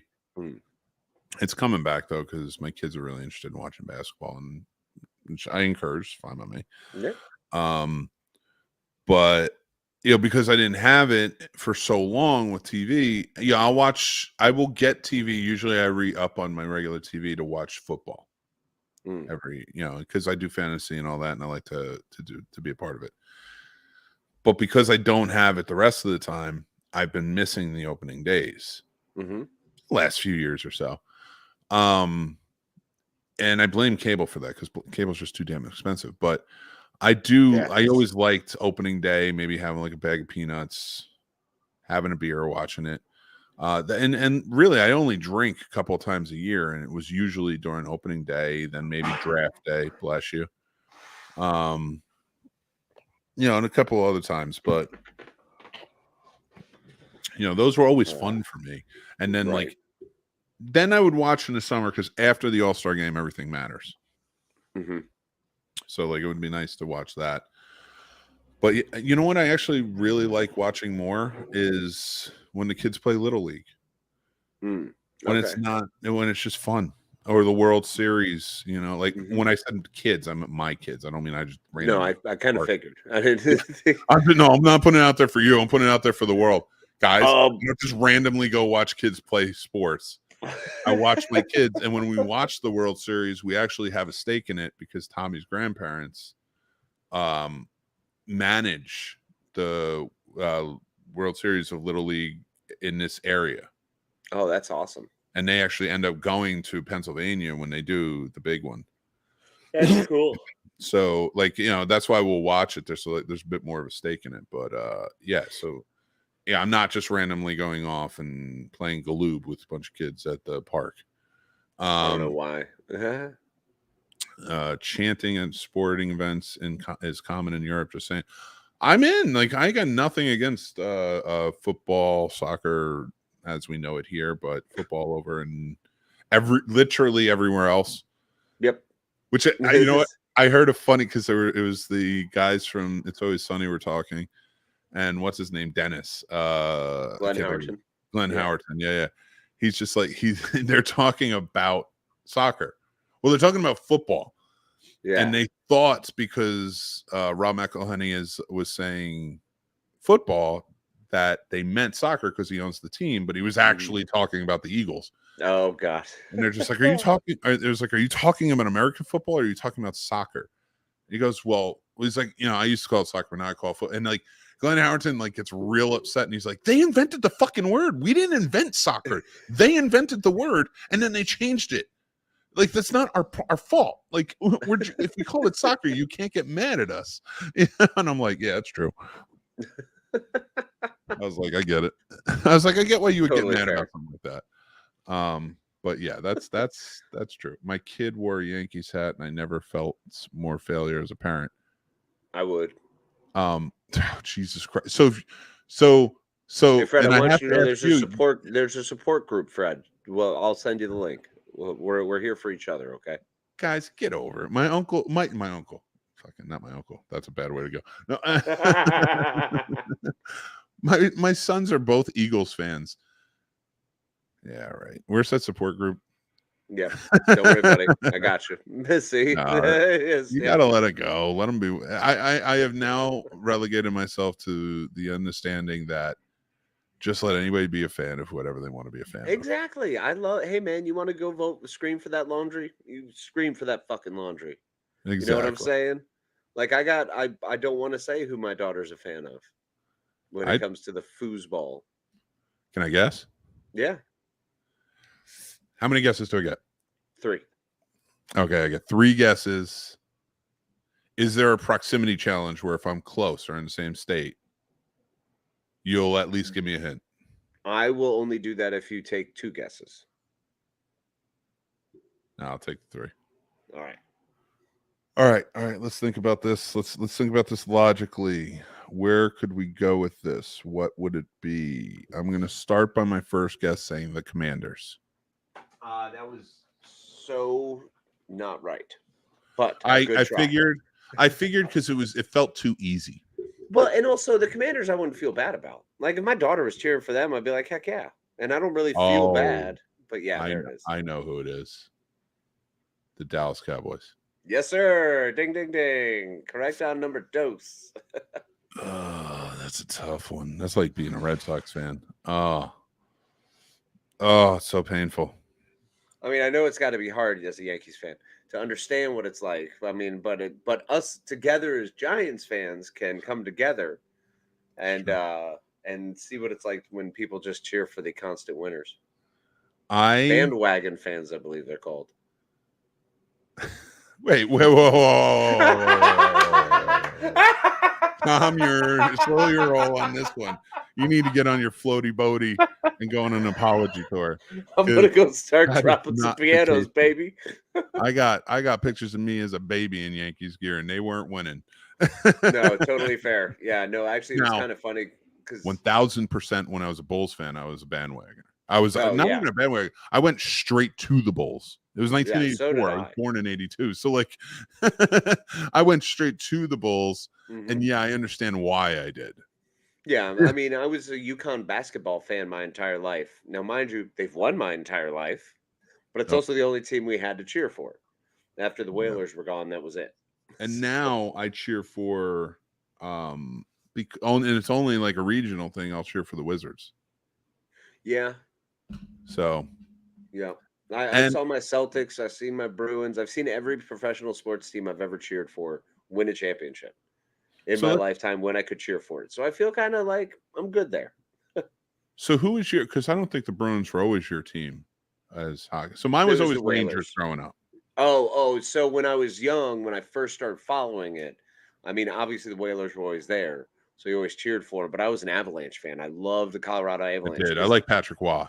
Same here. Joe Sakic, Peter Forsberg, all of them were great. Oh, Forsberg was so fun. He was amazing. NHL Live, you could unstoppable.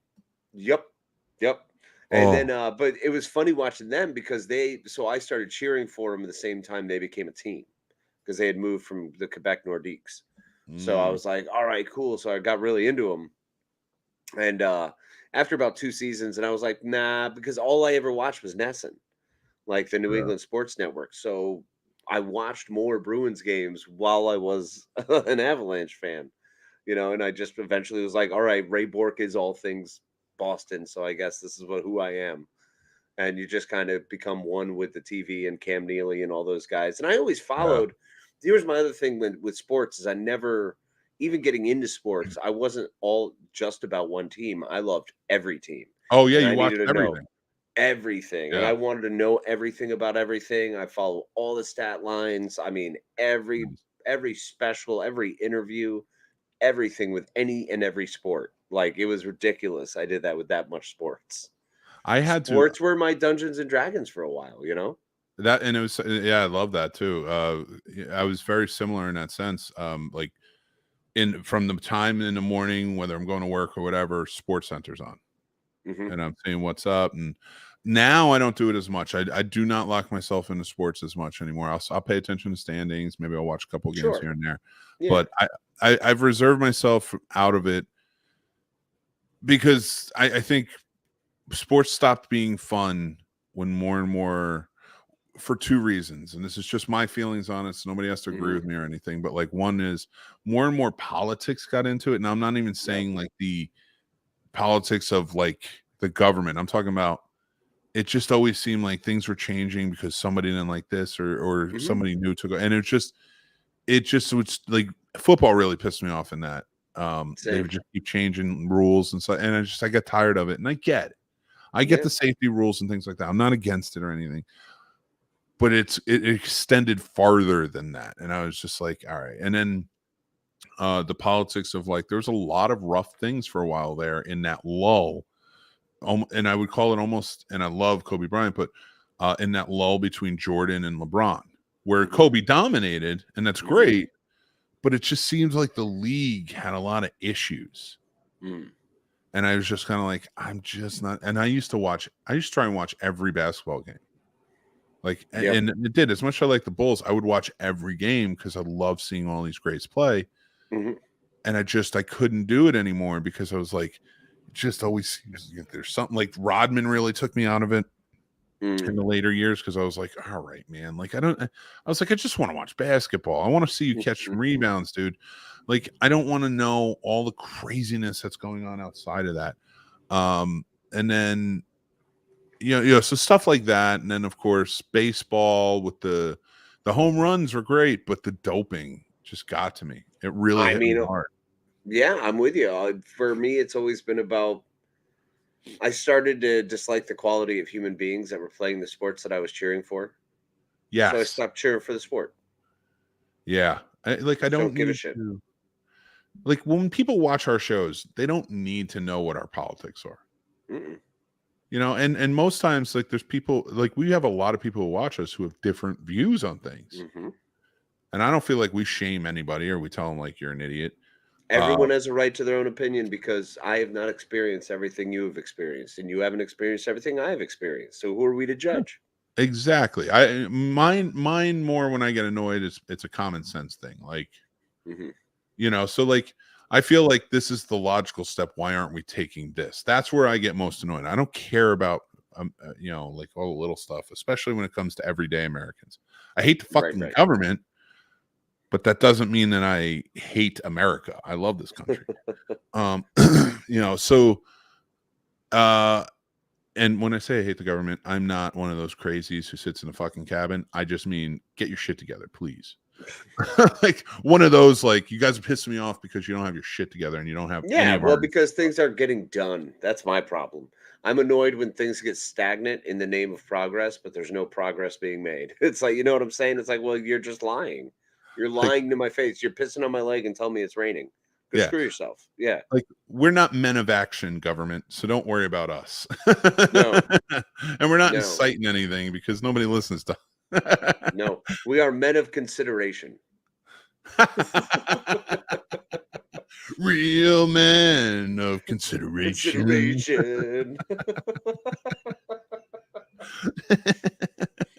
is a good way to go. Yeah.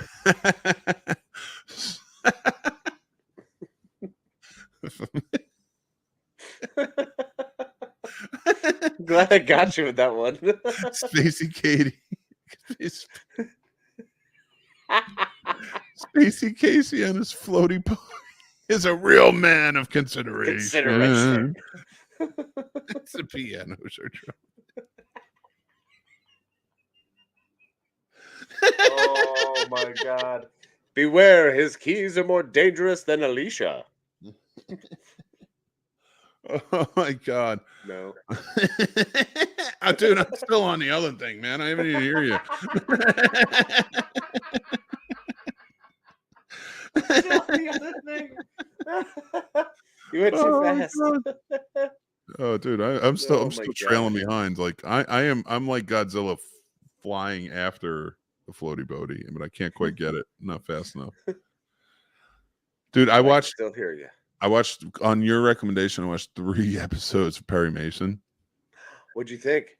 All I want is, was it Reese Myers, the guy who plays him? Yeah.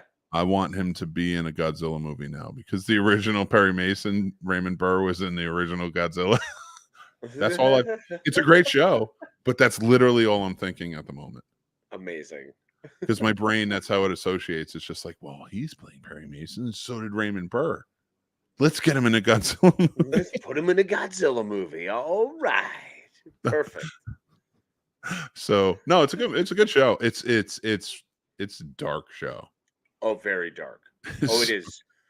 It is dark and heavy, and it was one of those that once I started it, I had to finish it because it was so dark I couldn't let it sit. Yeah. I couldn't let it just be in my brain. I was like, no, finish this story. You know what's funny? It's twisted and screwed up, and it involves like ridiculous religious zealots, which I always love. Oh, and yeah, Tatiana Maslany. I mean, come on. Oh, the woman just acts her fucking ass off. She's so good. It's so goddamn crazy. No, Dale. No.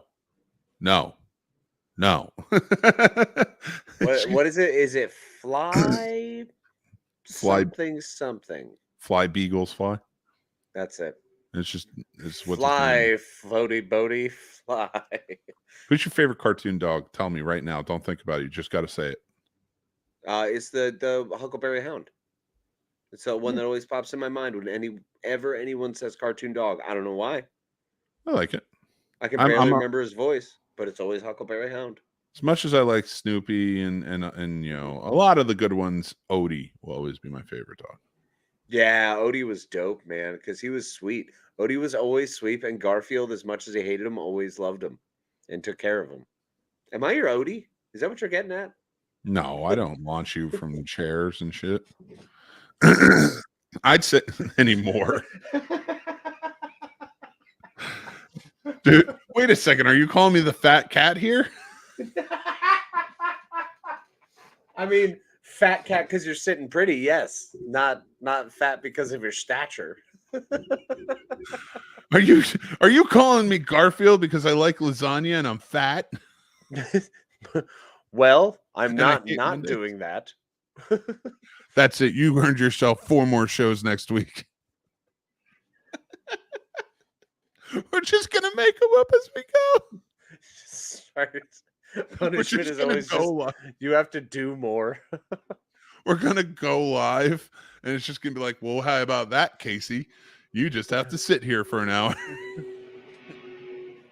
You think about what you've done. It's just you standing in the corner like Blair Witch Project, and me like, Oh my god, dude! Underdog, we got an underdog. Underdog's a strong one, Dave. Dig that, Fred. You're an enigma, dude. Like Red Sox, you're like all things Boston, and then you go Carolina. Well, because Carolina was the Whalers, so there are some people who stayed with that team because they changed their laundry, and there's still the pedigree of being ours. I, on the other hand, took the other approach. I hate Carolina because they took my team. It was the only team I had to cheer for in professional sports, and the ability to go because I would go watch Whalers games. It was great. My aunt loved the Whalers, and I liked everyone they were playing. So it worked out really well. Well, Carolina is leading the Islanders right now in the playoffs. I wonder if they're going to get to CFF. Because remember last year they were in they weren't. I don't think it was the Stanley Cup. They were playing the Rangers. No, it was a playoff game. Yeah, absolutely. It was definitely a playoff game because when we were at Carolina Fear Fest, there were so many Carolina and Rangers fans that were staying at the hotel. This was right there. That's a big one. That was pretty wild. Went to the 25th anniversary showing of The Big Lebowski. Nice. Ooh, that's I am cool. a confirmed. I was like one of the first people to join the Dudist monks when it came out. George sent it to me. Nice. Actual message. Yeah, see, for me, I was always more of a nihilist. That's fair. Because I don't care about anything but Lebowski. I don't care. Nihilist, Donnie. The nihilist. Goddamn nihilist, Donnie. Hey, what's a nihilist? God damn it, Donnie. God damn it, Donnie. Shut the fuck up. Leonard Moulton led the panel to begin. We met him. He came here in 2019, and man, is he a nice guy. Yeah, I'm really so sweet. Bitter I didn't get to meet him. He seemed awesome. Yeah, that's a dude who, like, I really truly feel like, does it with integrity, like we were talking about on My 5 Cents. Like he loves the movies and he watched them. He and his daughter have a podcast now called Molten on Molten. Oh, that's fun. And they talk about movies. That's very cool. Unsure, but he began by saying he didn't like the film. I can honestly wait, who lost? Carolina lost to Tampa? When? Last year? Well, we're just talking about they played the Rangers because I know they're playing the Rangers because they're going back to New York. Oh, he's saying last year Carolina lost to Tampa. Yes, because the Stanley Cup final was with Tampa. Yeah. Oh, all right. Yeah. Oh, that's right. That's right. Yeah, I do remember that. Okay. But you're right. We saw him when the Rangers game was going. That's during Carolina Fear Fest. Holy shit. I didn't know that. Did you know who invented baseball? You're a history guy. I think you might know this. I actually don't. Like, there was a time I did, but it's been so long now. It was so much points, and then Major League official sees miss. It's 1907, 16 years after the special commission. No, so I guess it was around 1839 or something like that. It was Abner Doubleday. Oh, Abner Doubleday. Yeah. In Cooperstown. He's from Cooperstown. That's why that's where the Baseball Hall of Fame is. Yeah, I didn't know that's why that. Huh? Have you been to Cooperstown? I've never been. It's pretty rad. I gotta say, I really liked it. I wound up hanging out at some swap meets. They've got a weird little tiny, feels like a Pennsylvania town. Like Wait, it can I feels like a steel town, like a working town. You know what I mean? Like it's wait? wild. Is Cooperstown in New York? Yeah. I always thought it was in Ohio. Really? I don't know why. I always thought it was in Ohio. And I just looked What? at it, said he's from Cooperstown, New York. And I'm like, Yeah. wait, how far away did I live where I could have gone? It's 3.5 hours, buddy. It's just I'm upstate New mad. York and next to Albany. I'm so mad right now. Yeah, man. I've been to All this Albany so time many times. in your whole life, you probably were like 20 minutes away from the Baseball Hall of Fame and never knew about it. I'm so angry. Like I could have gone to the. I've always just thought it was in Ohio because I know Yeah. the football one is there. Yeah. What is that, Youngstown or whatever they are? That's why I did it. Just assumed I was like, everything's in Ohio. And then I'm trying to think the college. I got to go to the College Football Hall of Fame down in Atlanta. That's cool. That's a neat spot. I wouldn't mind going to see that. I knew that was down there. I wouldn't mind going to see that. God damn, it's 3 hours, 51 minutes away from where I grew up. Yep, there you go. Son of a gun. My brother lived in Utica for a while too. Oh, well, shoot, man. That would have put you right there. I'm so angry. I never got to go to Cooperstown. It's not like it's closed up. You could still go. It's too far now. Dude, no, I don't like to travel more than 4 hours. And I only do it like once or twice a year for special circumstances. It is ridiculous, man. I don't understand that at all. Yeah, but like I must travel. I feel like I'm being choked, strangled by having been here, just trapped for so long, you know. Yeah, no, I'm not that. But I'm not. You were military brat. You know, I get it. Like you moved around. I was pretty much in one place until I was like, I'm gonna break out. And then when I broke out, I fucking was everywhere, man. I traveled all over the goddamn place and lived everywhere. And like, so I feel like once I've driven this country enough times and I have way too much, I'm done. Like, I'm like, good. I'm like, I when I got to Virginia and I knew I was like, this is where I want to be. Even my wife and I were looking for a house before we bought this one. We had talked about different states, like maybe North Carolina, maybe Tennessee. And we thought about it, and I was like, but I like it here. I'm not saying I wouldn't like it there, but I'm saying, but this is like, I've lived a lot of places and I know I want to live here. Yeah. Yeah.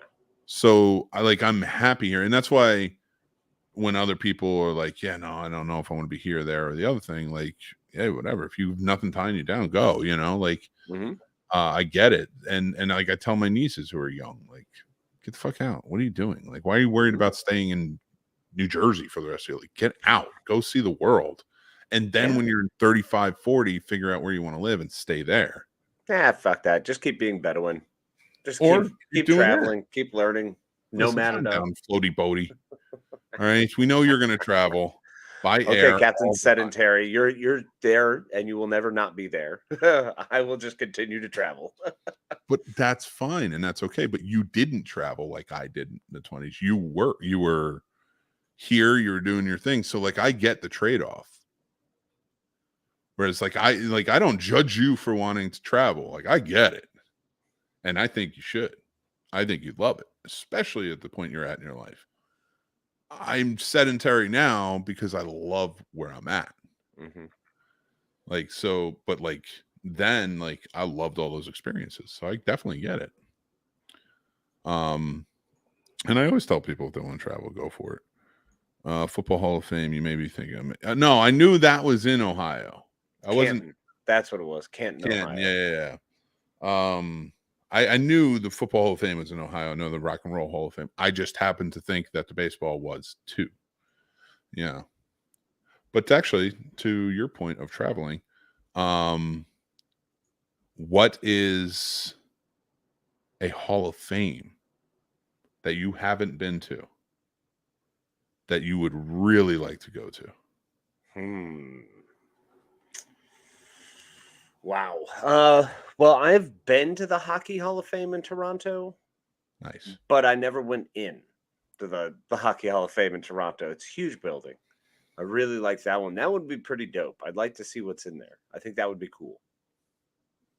That'd be cool. That would be a good one. I remember Lenny and I years ago, I think it was like 2012, we went to the draft. It was in Newark. The Devils spot. And they were, it was very cool to watch and kind of see it, but all the trophies being displayed. And that is the only line that I was willing to wait on for 2 hours was the Stanley Cup trophy. Well, yeah, because I mean, it's Stanley Cup, dude. That's awesome.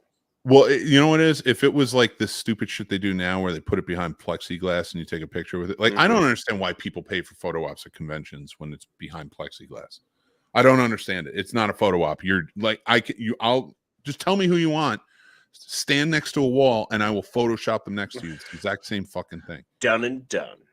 Like, there you go. Like, literally, like, I do not understand the plexiglass. Like, I get COVID, whatever, but at this point, it's like, you got to be kidding me. But I wonder if there's a supermodel Hall of Fame. Because that's the one I think I'd like to visit now. It would be kind of cool. How about a porn Hall of Fame? Yeah. Check it out, probably somewhere in Vegas. I don't know if there's a supermodel Hall of Fame. They don't really. I typed it in, nothing came up. Yeah, I'm not seeing it either. I wonder if you just count like any of the wax museums. Like if you made it to Madame Tussauds, that's the version of Popularity Hall of Fame. You know what's a very cool one? The Golf Hall of Fame. Oh, really? Interesting. Yeah, that is a great one. And I went to it a few times. I forget exactly where it is, but my dad used to take me. And I loved it. I was like, this was awesome. Like, you got to see so much of the history, and they do a lot of great on some of the like the really great heads, like the Sam Sneads, the Ben Hogan's, Jack Nicklaus and such. Arnold Palmer. Fucking, I still drink. I love a good Arnold Palmer. The drink mogul?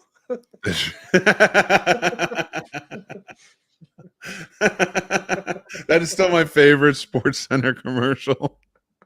Is when he just cuts the line and he pours himself an Arnold Palmer, and they're like, "That was awesome." Yeah, that sounds like a lot of fun. Have you ever thought that museums are Hall of Fames for the people who like conquered the other ones? Wait, what? I mean, think about it. An art museum is basically a Hall of Fame for artists.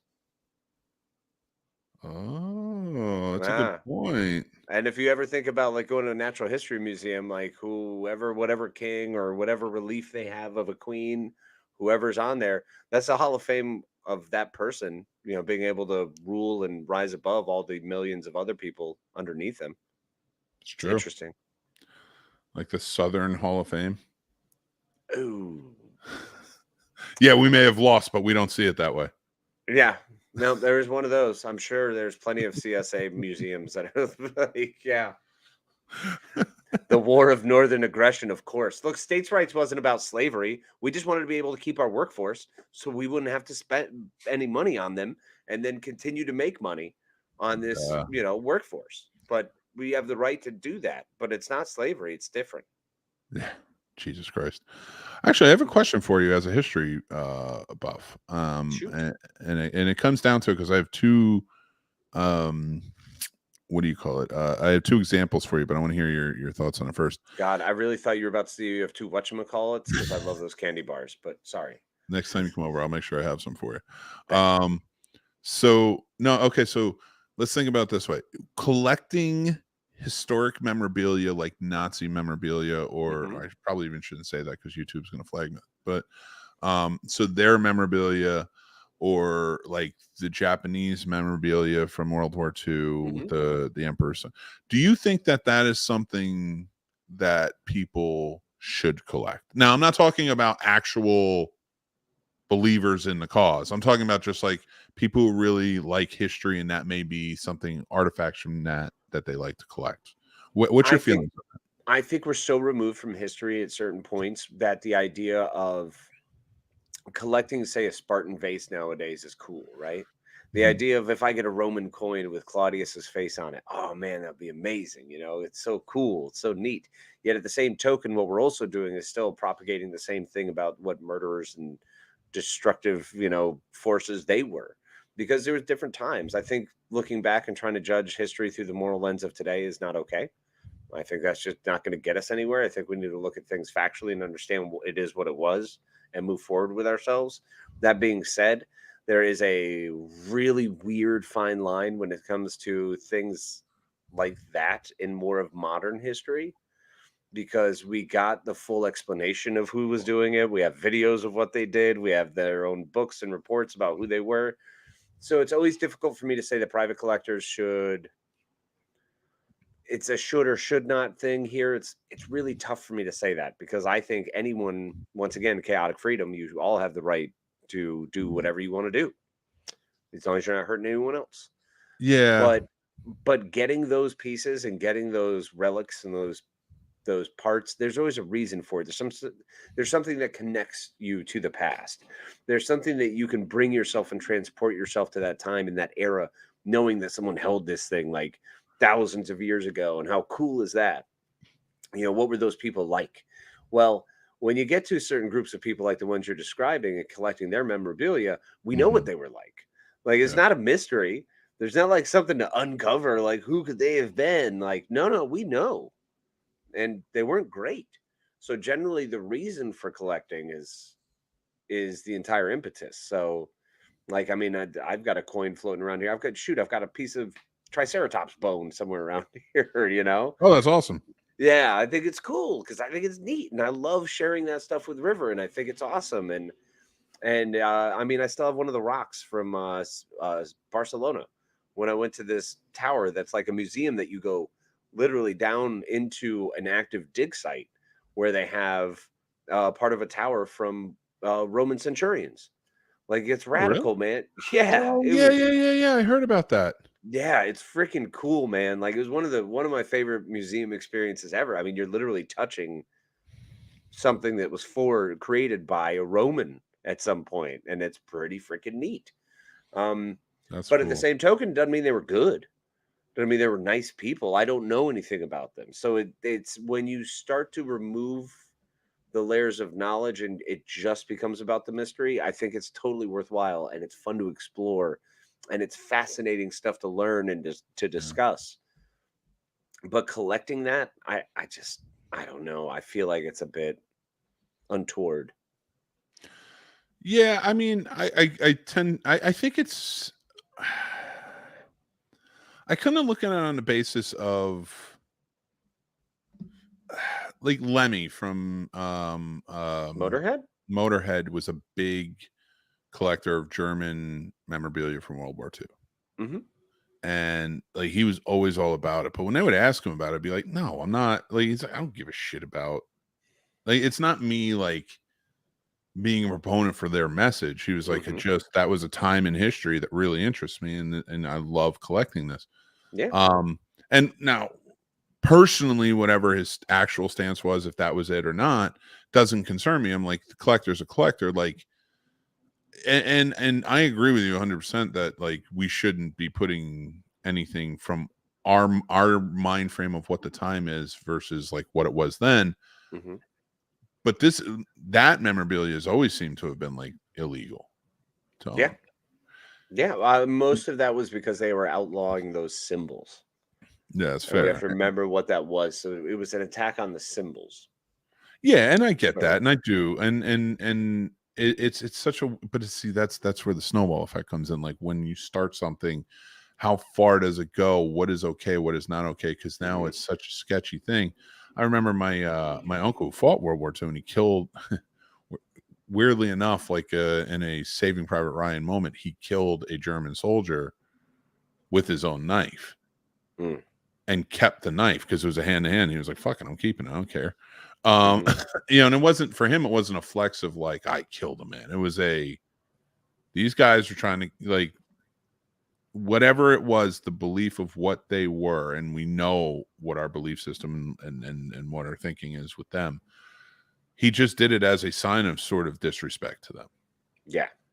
And then I think over the years it turned into like, well, yeah, it was a part of my life, so like he held on to it. And he was like, I did that, and I'm sure he had to live with it, and I never got to talk to him about those sort of things, but I told on, and he gave it to his son. And then my other uncle, who had died before my dad was even born in 1947, he brought back a rifle, a Japanese rifle, and it still had the emperor's emblem on there. Because I guess all soldiers who had it, like, if you take this stuff, you have to scratch off the emperor's logo, because it's a sign of great disrespect to have, to keep it. And I remember the story was he would always tell like his brothers and told my father and on, fuck that, fuck him, fuck the emperor. They tried to kill us. I'm keeping it, and it can stay on there. I don't care if I'm disrespecting them. Yeah. and I get it. I'm not saying that I completely agree with that way of thinking. But I also get it though. War like that, so I also can't. So I'm not going to judge that way of thinking. Exactly. I had a great uncle who collected he had his German Luger that he got from off of a dead soldier, when he was over there in World War II. So I get it. I'm on the same boat. I'm not ever going to judge or put other people down for what their hobbies are. I mean, we could. I get it. There's everyone's fascinated by something different. It's just a matter of what your purpose is. If you're a collector, people collect weird shit all the time. Like, that's fine. Collect your thing. I mean, we also talk about let's say a vase from the Qing dynasty, right? Well, they're responsible for deaths of countless thousands. So yeah, it's neat that they had cool vases. But I'm not in it. I'm not collecting this vase going, yeah, screw that people that they murdered. Like, I'm very much so going, this is a pretty vase. It's part of history too, Yes, exactly. And I love, and it's important to preserve history. So here's the last point on this specifically for me, is when it comes to collecting, there's a preservation level to it, because I want it to continue on, because I want it to live on in perpetuity. I would love to just be able to continue to pass on that knowledge just from some little piece, something that inspires you to have that conversation. That's fantastic, and that's great. But if you're keeping all your stuff in a bin and it's not doing any good, and it's not out in the world to be seen or discussed, then once again, it becomes, why are you collecting that? So I agree and I disagree to that, because there's a lot of stuff, like I have a case that I have, like, and there's nothing like that in there, but like it's just like moments in my life, like stuff that I have that's for me, and like I don't care of your that's different though. I'm going to stop you right there. I'm talking about passing on the story of history. I'm not talking about passing your story on. I'm talking about passing the story of the things that we're talking about collecting, because specifically because you brought up that specific collection. Like, if I'm collecting those specific things, I don't want that. There's got to be a story to it. There's got to be a purpose to it. There's got to be something that you can grow and build with. So that's fair. That's very fair. I have my own personal box that's like locked away. I don't want people to see my own shit. That's my own memories, Yeah. It's funny. I did a play years ago, back when in my acting days. And I played a German soldier during World War II. I got to remember not to say it, but I played a German soldier in World War II, and that the sort of the point was, I can't even remember the name of the play. I have to look it up, but we had our uniforms on, and basically a lot of the stories that I was in it was about a family being torn apart, and the son joining that army. And the parents like, don't do this, don't do, like, what they stand for and everything. And like, that's where the drama sort of came in. But the way they did it was kind of an immersive sort of situation where we put gates around the audience. The stage was 18 inches off, and it was designed to look like the emblem. Okay. Interesting. And it was done in that way to say that every one of these people, all these characters, and even the audience, are surrounded by this thing, and you were supposed to feel that because the whole point was all these people living through it, right? So there was like 6 or 7 of us, and we would go around and like when we weren't on stage, we would be told to like stand next to the audience if they start coughing or something, just tell them to shut up, or like go after them about it, and like just come off as like these evil entities in an acting sense, of course. But and it was a college play, so like, and listen, we weren't on a level of really being scary, you know what I mean? But we had the uniforms on. Right. And it was funny because there were pictures of us in the uniforms, because like they would take pictures to have for the costuming and stuff like that. And I remember looking at those, and I found those pictures, and I was like, I gotta burn these. And the funny thing is, I was the only, no, I'm sorry, there was 2 out of like 6 or 7 of us. There was only 2 of us that were white. And I love how they did it, and adding that in like having all different types of faces play these characters, because it's a lot of big things for the director, who is one of the best directors I've ever worked for in my life, Tom McNeil. But his whole thing was, he was like, I want them to look at your faces and see that evil can at any time can be anyone. And I really like that element that he added to it. But when I saw these pictures again, I was like, I'm burning these. Yeah, you showed one to me. Yeah. And it's burned now. Like, I burned everything. I was like, wow. I can't. I was like, because we live in such a world today where it doesn't matter. If that showed up somewhere, they'd be like, that's what you are. And it's like, but I did a play. No, you're wrong. And it's so, that's what scares me a little bit when the history, like you said, and I think it gets taken away. And it comes to that point in particular, when you get to this place where we're like, listen, we can't, like, let's just stomp it out. Like, history doesn't exist, is it? And then nobody learns from it. And now we have younger generations who really don't even know what happened. Bound to repeat the same issues because they don't have anything to learn from. Exactly. Yeah, that's a great point. So like, and I think that's why I was like, so there's a fear there. Like, I did a play when I was 19, and because I wanted to be an actor, and I finally got a role, and and I was doing it, and from that point I was just like, I'll never play that again. I will never play a character like that again, because you never know what's going to happen. Although I will say, probably still one of my favorite movies to this day is Swing Kids. And it deals with exactly that very harshly. So it was really well done. Yeah. And I believe that's another Anthony Rapp vehicle. So probably. He was in a lot of stuff early on. Tons of stuff. I mean, School Ties. Yeah. Swing Kids. He definitely was in Swing Kids. It was him, Christian Bale, and Robert Sean Leonard, whom I loved. Yeah. He was great in Much Ado About Nothing. Yeah, Anthony Rapp. My DoorDash is here real quick, brother. So I'm gonna go for it. I'll go grab it. I'll be right back. Get on this. You do your thing. So, guys, let's get into talking about some of the things. So, David Gregory, is there a jerk Hall of Fame, and who would be in there? I think we all know it would be number 1 with a bullet on that one. I think we can all agree. Who would be number 1?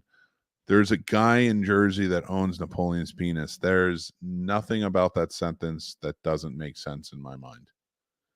Every bit of that makes sense, and I do believe it 100%. And now I'm going to have to look that up. Could it be similar to people collecting serial killer stuff? We know they were terrible people, but still fascinating. Oh, it depends on the stuff, I think.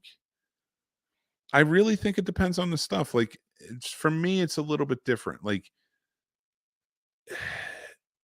it's fascinating, I'm sure, but like, would you want to own a murder weapon? And I wouldn't want to own anything that belonged to the victims, for sure. Like, no, that would.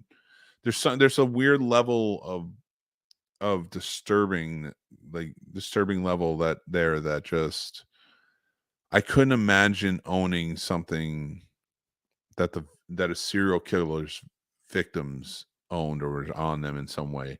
Like, I don't understand people who do that. I get to people who listen to the true crime podcasts or the true crime documentaries and stuff like that. I do not agree with. I don't know that I agree with owning. Again, it would really depend on what it was. If it was more of a historical take on them owning something like H.H. Holmes, like America's first serial killer, when I want something that like reminds me of the killings, no, but I really wouldn't want anything. I'm not really into the serial killer stuff, but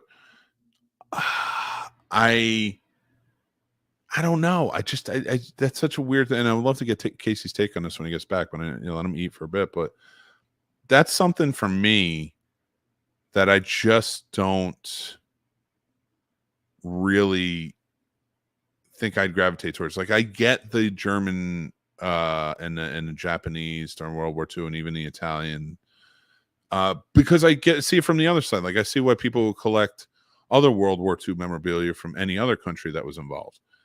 It's more historic. Like, I wouldn't want to own the manuals of like the doctors that were performing grotesque things. I wouldn't want to own memorabilia from like concentration camps or anything like that. Like but I do have like an understanding of like, oh wow, like this was a uniform.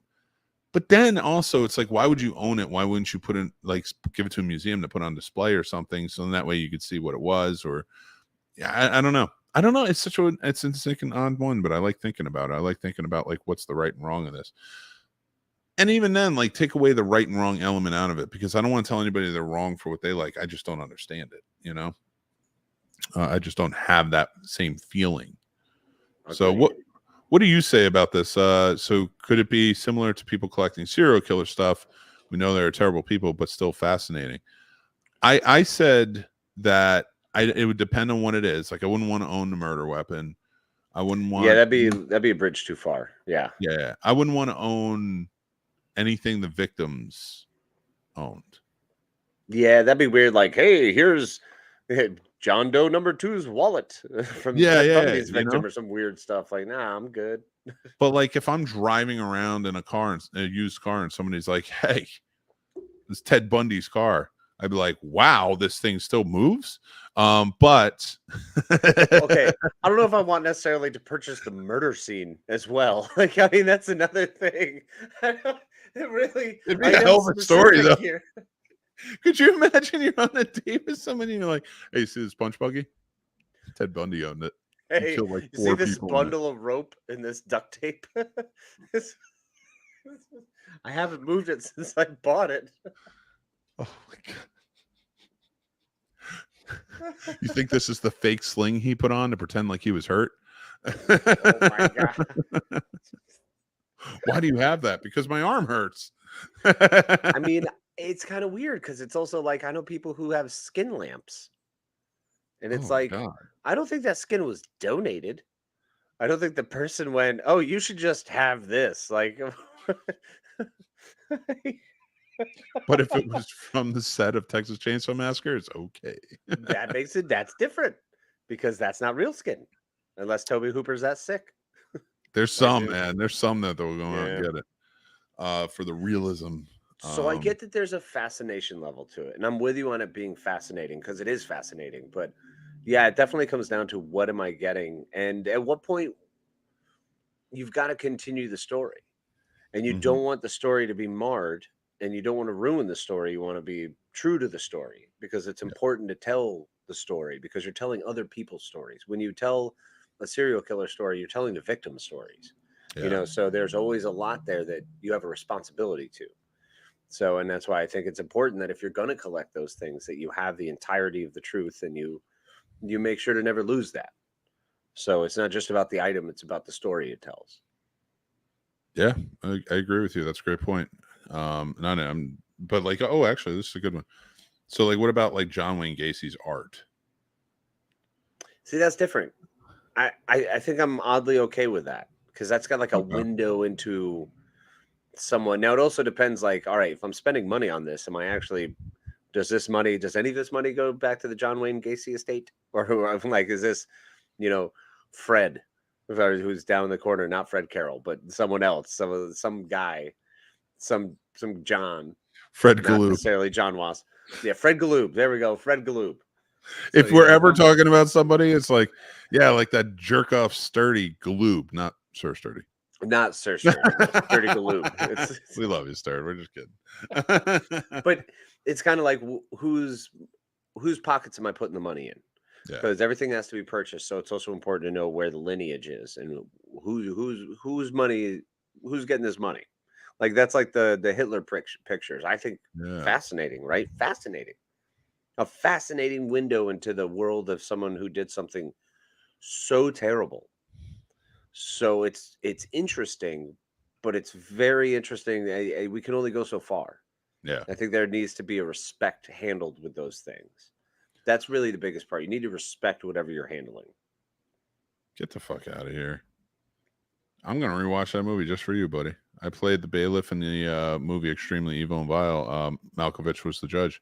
Good, man. That's awesome, dude. That's awesome. Holy cow, David. That's badass. I love that movie. Man. I got to rewatch it. David on the show and talk about this stuff. Yeah, man. David's a badass. Yeah. And it's, I'm not inviting you on. We've talked like, you know, through Messenger.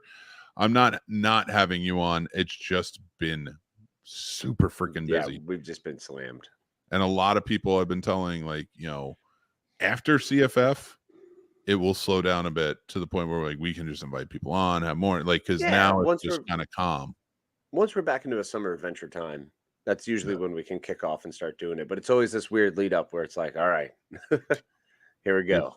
Non-stop. Month away, baby. Woo. Getting there. Yeah, so like continuing the conversation though, and like some things that we, you know, like we kind of been talking about, and like what can you own, and I like that you brought up the Hitler's artwork. But even for me to think about something like that, oh, excuse me, like it always felt like, I remember when I heard that Hitler wrote a book, you know, Mein Kampf, of course, for anybody who didn't know. And somebody was telling me about it as a kid. I forget who, it wasn't even a family member. I forget who was telling me about it. It's very odd to think about. Some random person, adult, telling me about it. Hey kid, you ever heard about Mein Kampf? You must read this book now. We are creating the fourth. And it's like, you read Sutter Kane. That's exactly it. Dude with an axe is just telling me about it. You need to read this. Okay. But I forget where I heard it. Somebody, so it's funny. Somebody told me, some random stranger told me that Hitler wrote a book. And then I'm like, wow, I kind of want to read it. Yeah. Especially when I found out that he wrote the book way before starting the party and everything. So I'm like, I kind of want to read it just to see what it's all about. Like, what did he have to say, and where does it go from there? But then I remember somebody else telling me, this is some very false information. It's illegal to read that book. And so I just never did. And I realize it now. Now that it's not illegal. But I just don't even want to own one at this point.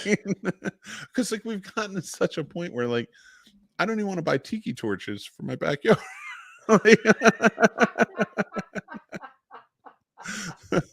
Like there is a level of both sides where it's like, yeah, you guys ruined this for me, but you don't let me get them either. So it's like, yeah, you know, I kind of hate you both right now.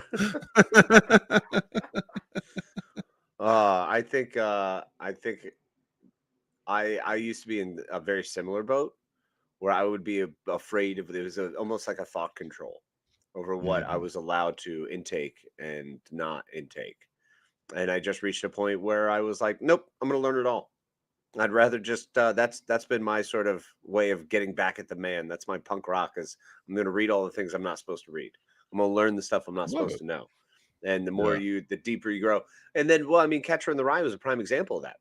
After everything I'd heard about Catcher in the Rye leading up to Catcher in the Rye, I read Catcher in the Rye and went, what? Well, why do we care about this? Like, it was yeah, I just, know. It's just, and it is, and I think Family Guy summed it up perfectly because I remember reading it in high school. I'm like, this spoiled motherfucker. yeah, It's like he's just a little bitch, is he's what just he a is. whiny little shithead. I fucking hate that book, dude. We had to read that in high school. Holden Caulfield's a dick. There, I said it. Like I think it was the 7th grade we had to read that book, and when I remember reading it, and then I didn't hear any controversy about it, and then later I heard, like, what's his name, who shot John Lennon, Carrie was reading the book, and like, and then the guy so who many shot others, Reagan. Yeah, and then I think like Conspiracy Theory used it in something like that movie with Mel Gibson. I think they Mel used. Gibson and Julie Roberts. Yes, they absolutely did, and the great Sir Patrick Stewart. Oh my God, he was in that. That's right. Oh, he was Yes, the bad guy. he's the bad guy. He did a good job in that. He was a great bad guy, but you notice we won't let our memory of Picard be sullied with him as a bad guy. Almost I think, everyone I've met who's a Star Trek fan will not remember he's the bad guy in that. oh, but he does. I mean, he's such a great actor that he can pull off anything. In fact, he is the reason I like Professor X. He's the only reason, because Professor X is an asshole. Read the. I mean, but like anybody else, read the comic books. Professor X was not a great leader. No, he was a dick. There's a reason in today's world he doesn't exist as the leader. Because he was a zealot. He was as much a zealot as freaking Magneto was. Oh yeah, it was just they were both hardliners. Like he had like a weird love for Jean Grey, whereas like, and that's the one thing in Last Stand that I really enjoyed is like he did have a love for Jean Grey, but it was very fatherly there. Yeah, where it was like an obsession attraction back in the day. See, I never really looked at it that. I looked at it as he always knew she was that powerful, and she just hadn't unlocked it yet. And that could have been that they retconned it, and that's the way it's stuck in my brain now, because it was done that way in the comic books, and even in the cartoon was kind of done that way. You're thinking the Claremont. Go back to the 60s and read some of those panels. Oh God, no, he was a nightmare back then. Oh, the Uncanny X-Men? No. Uncanny X-Men, he's a bad person. Like that whole Phoenix saga, the Tal Shiar, like the whole thing with the Tal Shiar was Professor X just thought he was better than everyone. Wait, isn't the Tal Shiar Star Trek? Oh, sorry, that's Romulans. Who are the Shi'ar? They're just the Shi'ar. Yeah. Okay. I was like, wait a second. Wait, I know where I'm at here. I'm pretty sure I heard that on Star Trek. Which I get. I get it. He's in both. It's hard. Yeah, he's in both. Everything's bleeding in. Yeah, and there's all so one much big that's jumble. But yeah, like those storylines, like there's definitely Legion. How about his own son? He was a piece of trash to his own child. Yeah, like terrible. Yeah. But even in the cartoon, which was he was more likable than he was in the comic books. But even in the cartoon, it was like, yeah, I mean, you're not great, dude. He was a toned down prick. That's what it was. Yeah. He was just a toned down a-hole. And it was definitely Patrick Stewart that made him more likable. Agreed. 100%. But you can't make Patrick Stewart can't make, like, even as a bad guy, because even in the Green Room where he played a bad guy, and he played a great bad guy, he's still like, he was so charismatic. And it was funny, kind of boast about this to everyone who's watching. We did do an interview with Todd Stashwick, and that's up on our Patreon now. He talked about playing the bad guy Deacon in 12 Monkeys, because I like that show and we were kind of really getting into it. And it was very Negan-esque, and it was around the same time you saw both of them come out. But I always liked Deacon more because I like a charismatic bad guy. Now, Negan was a charismatic bad guy, but he was charismatic in a way that's like, you could tell he was trying to be charismatic. Yeah. The charismatic was a cover for the ruthlessness. Whereas, like, when you watch Deacon on 12 Monkeys, Stashwick's character, he is very charming and charismatic, and he talks about that and why he played him like that. And for me, I see it, I'm like, yeah, and that makes sense, because this is a situation where being that charismatic, like the villain should be. The villain should always, a good villain is always Lex Luthor, when he was at his best, was charismatic. The Joker's charismatic. You're still staring at Joker. Not all Jokers are charismatic, though. And that's why. Need to be, but you're right. There's a good chunk of them. Like for me, I still think animated series, that era of Joker. That's my But like even Nicholson's was a charismatic, charming sort of guy. But this is where you and I, like you said, they don't all need to be. I think to be an effective villain, you should be like Heath Ledger's Joker. I don't think could go longer than it did for that movie. And even then, you needed to add other charismatic villains into it to up the ante, because he wasn't. He was just a dark soul. So, and I think when you have to do that, it takes it away from that character. That's fair. That is a character. I love Heath Ledger. I love that portrayal of that character in that movie. You can't take that Joker and put him in any other movie, a Batman movie, and it works. But like he won the Oscar for it, and he absolutely won it because he had passed away. And and that's because that's the Oscars, and that's what they do. It's all about story, not about who deserves. And that was a great portrayal, but is it a great lesson in acting? I don't know that it is. That's fair. I think it was just a fantastic portrayal. I don't know, lesson in acting, maybe taking it too far. I think it obviously grew the legend of Heath Ledger and the Joker more than, you know what I'm saying? Which is unfortunate to say. It's shitty. It's a terrible thing to say. Oh, sorry, this guy died, so one of his last roles is considered super great because he never had a chance to ruin it. You know what I mean? Like he never had a chance to follow up and make it worse. But who's worse for it? Is it us for thinking that, or is it? And I know it's not us for thinking that, but is it us for thinking that, or is it you for putting that on so many actors that have died? And then, because that has happened a lot, where the posthumous is awarded post, right? Posthumous. No, posthumous. Yeah, not post. Sorry. It's actually technically probably should be, because like, posthumous would just past life. That's all it is, so see, they even fuck up the word. Goddamn. Well, when it's put together, because I think there was a former, maybe it was hyphenated at one point. I'd be curious to see what the etymology of posthumous is now. Well, thanks a lot for that. I gave you something to do today. Oh, I'm good there. Don't worry. Sure. No, so like adding that, and like I'm not saying that there shouldn't be a regard for the people who died, but I'm saying I don't think that, like, because you're right. Like, and here's another point I can play on, like Tom Sizemore. No, like I mean, I feel like when you hear Tom Sizemore died, if you want to talk about some of his favorite roles, there's nothing wrong with that. But like, does he deserve an Oscar for his last role because he died? No. Yeah. So why did Heath Ledger? I think Heath Ledger had a lot of roles where he deserved to get a lot of accolades. Oh God, I thought you were going to say die.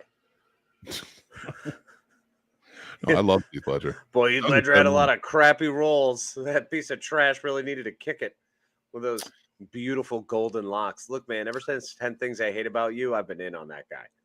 And he didn't even have the golden locks in that one. He had the brown locks. Nope. Yep, exactly. That, and then Knight's Tale, bro. Yeah. Oh my God, that was such, and that's another one we were talking about on My 5 Cents with the Rotten Tomato score. It's like it's like 29%. That's what? Such a good movie. That's one of my all-time favorites, bro. I wish they would make more. I wish that was became more of a thing in history movies. Like if you're going to tell a movie that like is really covering a time in history, but like you want to add components of like contemporary to it. That was a really good mix. Yeah, they did it really well because they kept it entertaining enough for people who like are history nerds like me, but also everybody else who's just a general standard fare moviegoer was able to really enjoy those flicks. Because wasn't what's his name? Vision. Mark Addy? Paul Bettany. Paul Bettany. Yes, wasn't he playing William Chaucer in that? He did. Yep. You know, so like that's a very cool element to add. Like, oh, this is where he got the. This is not this particular, but this is where he got ideas for his book. Yeah, because he comes up with the Canterbury Tales, and there's a story of Chaucer who disappeared for like 15 years, was just out. No one knew where he was, what was going on, and mind you, at the time he was a very relatively famous author. I know he had performed before the court before, so that's huge. I mean, he'd before the king and queen. Yeah. And then he disappears, and he comes back with the Canterbury Tales, and it's this most famous work that's carried on, and the idea being that Chaucer traveled around and had, just being in an inn, traveled with his different sets of people. And A Knight's Tale is one of the Canterbury Tales, and it's a fun way to jump in and show that. So they did a really good job with that. I liked it. I mean, and with that cast, I mean, you got Paul Bettany, like you said, Heath Ledger, Shannon Sauceman, who at the time was phenomenal. I still think she's great. Loved her acting. Oh, yeah. Mark Addy, who is fantastic. And then, of course, the great Alan Tudyk. Lance, hello. Like, hello. And then what was the... And I love it. And I wish I could remember the female blacksmith's name. I cannot. She was hilarious, but I don't remember her in really much else after. No, I don't either. We got the James, what's his nuts? The guy who plays the bad guy in The Following. Remember the Kevin Bacon show? He played, but he didn't play the bad guy in this. It was Rufus something. Rufus Sewell, yeah, played the bad guy. Who was the hero in Dark City? Yep. Yeah. He was so good in that. He was great in Dark City. That's why that. It threw me seeing him in this. This was one of the first like villain roles I saw him play, and I was like, he's really good. He can act his face off, man. He's brilliant. Laura Frazier is the one who played the blacksmith. Oh my God. You know her. No. Really? Yeah. She was Lydia in Breaking Bad. No way. Oh my God. I never put that together. Oh, that's crazy. Holy shoot. I'm trying. That's I don't insane. Know why I curse all the time. I think we've quit doing that. This is like our swear jar numbers have gotten too tall. I try to get there. I'm working on it. Not really. David does make a great point, though. Yes, Chaucer disappeared just like Jesus. He did, in fact, the missing years. Okay, so, like the missing years of Jesus. I mean, you get 12 to 33 where you don't know where the hell he went, but well, there's records of it, but they were all destroyed because, you know, the leaders of the church at the time wanted to make sure there was no actual history to find out what kind of guy he actually was. Yeah, such a pain in the ass. So I'm yawning. What the fuck? It's 9:47. We're coming towards the end, and now I'm like yawning. I didn't even want to roll out of bed. Like I was like 2 weeks off. It was great. Now we have another week off next week. Oh my God. So yeah, didn't they do that with Life? No, Life of Brian was Brian was being treated like he was. That was such a funny movie. I love Life of Brian. So great. So great. Do you remember all these names? I don't know. It just very carefully. Like a lot of people know lyrics to songs. A lot of people know the songs, albums, things. I don't know any of that shit. Yeah, song albums I'm always a little light on. Like I can generally remember songs and bands. I can correlate those, but songs to albums I suck at because I stopped listening to albums 20 years ago. It's very rare I listen to a whole artist's album anymore. And it's usually an artist that I really like or at least respect. So I want to hear whatever all the hubbub's about. But I mean, I don't know. I don't roll like that anymore. Better Than Ezra's good. That's about all I've got. I've listened to Taylor Swift's new album like 7,000 times. Samesies. Because my wife. Different reasons. She in The Man in the Iron Mask, she played Bedroom Beauty. Oh, hey, Bedroom Beauty. What up? I mean, she was beautiful. I mean, she is stunning. Beautiful. She is. Yeah. She was. Not she and then she stopped moisturizing and tried meth. Wait, what? she was on the Magicians for an episode. Oh, okay, gotcha. So like I would like naturally like go right to now I'm obsessed. Now I don't know what she's doing with herself. Well, The Magicians, man, that was another show I never got into. That kind of hit that pace where it hit that sort of CW thing where I was like, I don't really know if I like the pacing and the dialogue kind of bugged me. So Yeah. Oh, that's right. Like Ghost is Teen Wolf. Like our friends who like Teen Wolf. I love and respect you for liking Teen Wolf. I got nothing against it. The TV show. But I'm Oh, I not, thought you meant the movie. I was going, you don't like the movie? No, I love that movie. That's crazy It's so talk. stupid. I love it. But the TV show, the MTV show, most of those MTV shows, Riverdale is another one, CW, all those shows like what is it? The Vampire Academy is another one that Oh my God, all is of that those one? shows have tons of names of people and actors that I love and I always want to see and support, but I hate those shows. I do. I'm with you on that. I remember I tried watching Teen Wolf a couple of times. Mel worked on that, like the whole thing. Get out for real. Yeah, she was like the base camp Badass. director on that, and or something like that. And I remember because she was working on it. I think it came out around the time I was living down there. If not, it was like right after. Mm. Teen Wolf. Where the hell is it? 6 seasons from 2011 to 26. So she was just going to work on it when I left Los Angeles. Okay. And so I remember like her going to work on things, like when I guess we were filming it, and then in the beginning, and then she had stuck with it because I remember I went there to visit out in 2013, 2014. I can't remember when it was. And when you got the LA shirts. Yeah. Yeah. And when she was working out there, she was going, and Joe would tell me about it. So I was like, okay, cool, I'll check it out. And then like I think I watched it, I was like, this is just not for me. Yeah. So and it's great for other people. And if you like it, I'm not here to knock you for liking it. I don't like it personally. That's all I'm saying. Like but I think that's the same as like when we like a Buffy. Oh, totally fair. Yeah. It was perfect for our age. It was that supernatural element that we could get into. But I definitely get why maybe kids today don't like Buffy. Yeah. Oh, I totally understand it. I mean, I also am at a point where it's like I have a young tween who insists on being called the tween. That's a whole different problematic issue that I'm still I'm going to lose. It's a losing battle. I'm there. The kid's going to win too many of these. Dude, you and I are at that same point because we have kids the same age, and it's just like, what is happening? Like she doesn't want to be called a kid anymore. She refuses to be called kid. She's like, I am a tween. I am no longer a child. And I'm like, oh, someone just asked for more chores. You know what? It's funny because like when Tommy says stuff like that to me, he knows it's a bad idea because like you're not in trouble. I get it. I'll call you whatever you want. Sure. You want to be a tween? Hello, my tween. It is so good to see you. I'm gonna make it weird. You're not gonna want to be called that anymore. And then it's going to all right, go back to kid. Or until teenager comes along. But go ahead. I'll ruin it for you. But yeah, it's stuff like that, man. Yeah, like he came in the other day and he started talking and like he had such a deep voice. I was like, what the fuck is happening right now? This is not ridiculous. Okay. It's ridiculous. My body started like falling apart and I'm like, I'm getting older. Well, that's the funny thing is I had Buffy on for River. I was like, I want to watch Buffy. And she was like, ugh, these shows are just so old, Dad.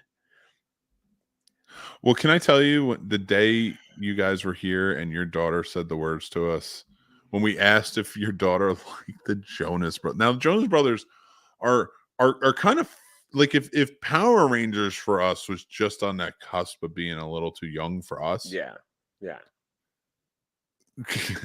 The Jonas Brothers are definitely way past our time. They're almost 8 years past what our time would have been. So, like, if my time for the Jonas Brothers enjoyment would have been, let's say, 16 to 20, just throwing something out there, then they showed up. They started at an age where, bless you, by the way, I was already like 25, 26. You know what I mean? So I'm already past whatever the Jonas Brothers are. I have no clue who they are. Oh, no, that's when they came out. They came out when I was already in the military. So I absolutely had no idea who they were. They didn't even hit my freaking radar. I remember my nieces talking about going and saying, like, when they were first starting, and it was not even all of my nieces were born, but like my cousins, my nieces, stuff like that, they would go to concerts and it would be like $400 a ticket. And I remember when they would tell me that, and I'd be like, they are stealing from you, and you need to stop listening to them. Are And they it like was Hanson? Like, my God. Hanson, you could probably get a ticket for $40 back then. Yeah. But Like, Hanson, but I'm trying to equate Jonas Brothers to someone our age. And I what? feel like well, the Hanson was the version of Jonas Brothers for us. I would say Backstreet Boys are NSYNC. You think? Yeah, they were fucking huge. That is fair. You know, the Jonas Brothers are so damn huge, and I never give them enough respect. Just because I once again never realized how giant they were. So yes, my daughter, continuing your story. Yeah, so going with that and like seeing like how much these tickets were, because I was like, a Backstreet Boys ticket back in the day was probably like $130 to go see it. If you wanted to sit up front row, like, yeah, probably around $200, $300. 2 to 3, yeah. You know, and it made sense because that's the front row. And that's fine. But it was like up in the rafters is $400. Yeah. And now, like, and it's never, and it's kind of like what happened with conventions, like where it was affordable, and now you guys are becoming too greedy.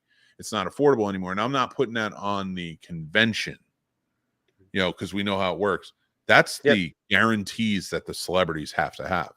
The celebrities want that money. That's who the ask is from. Yeah. And I understand. I get it. Hey, no, I don't. You're in demand. I think it's bullshit. I think it is bullshit.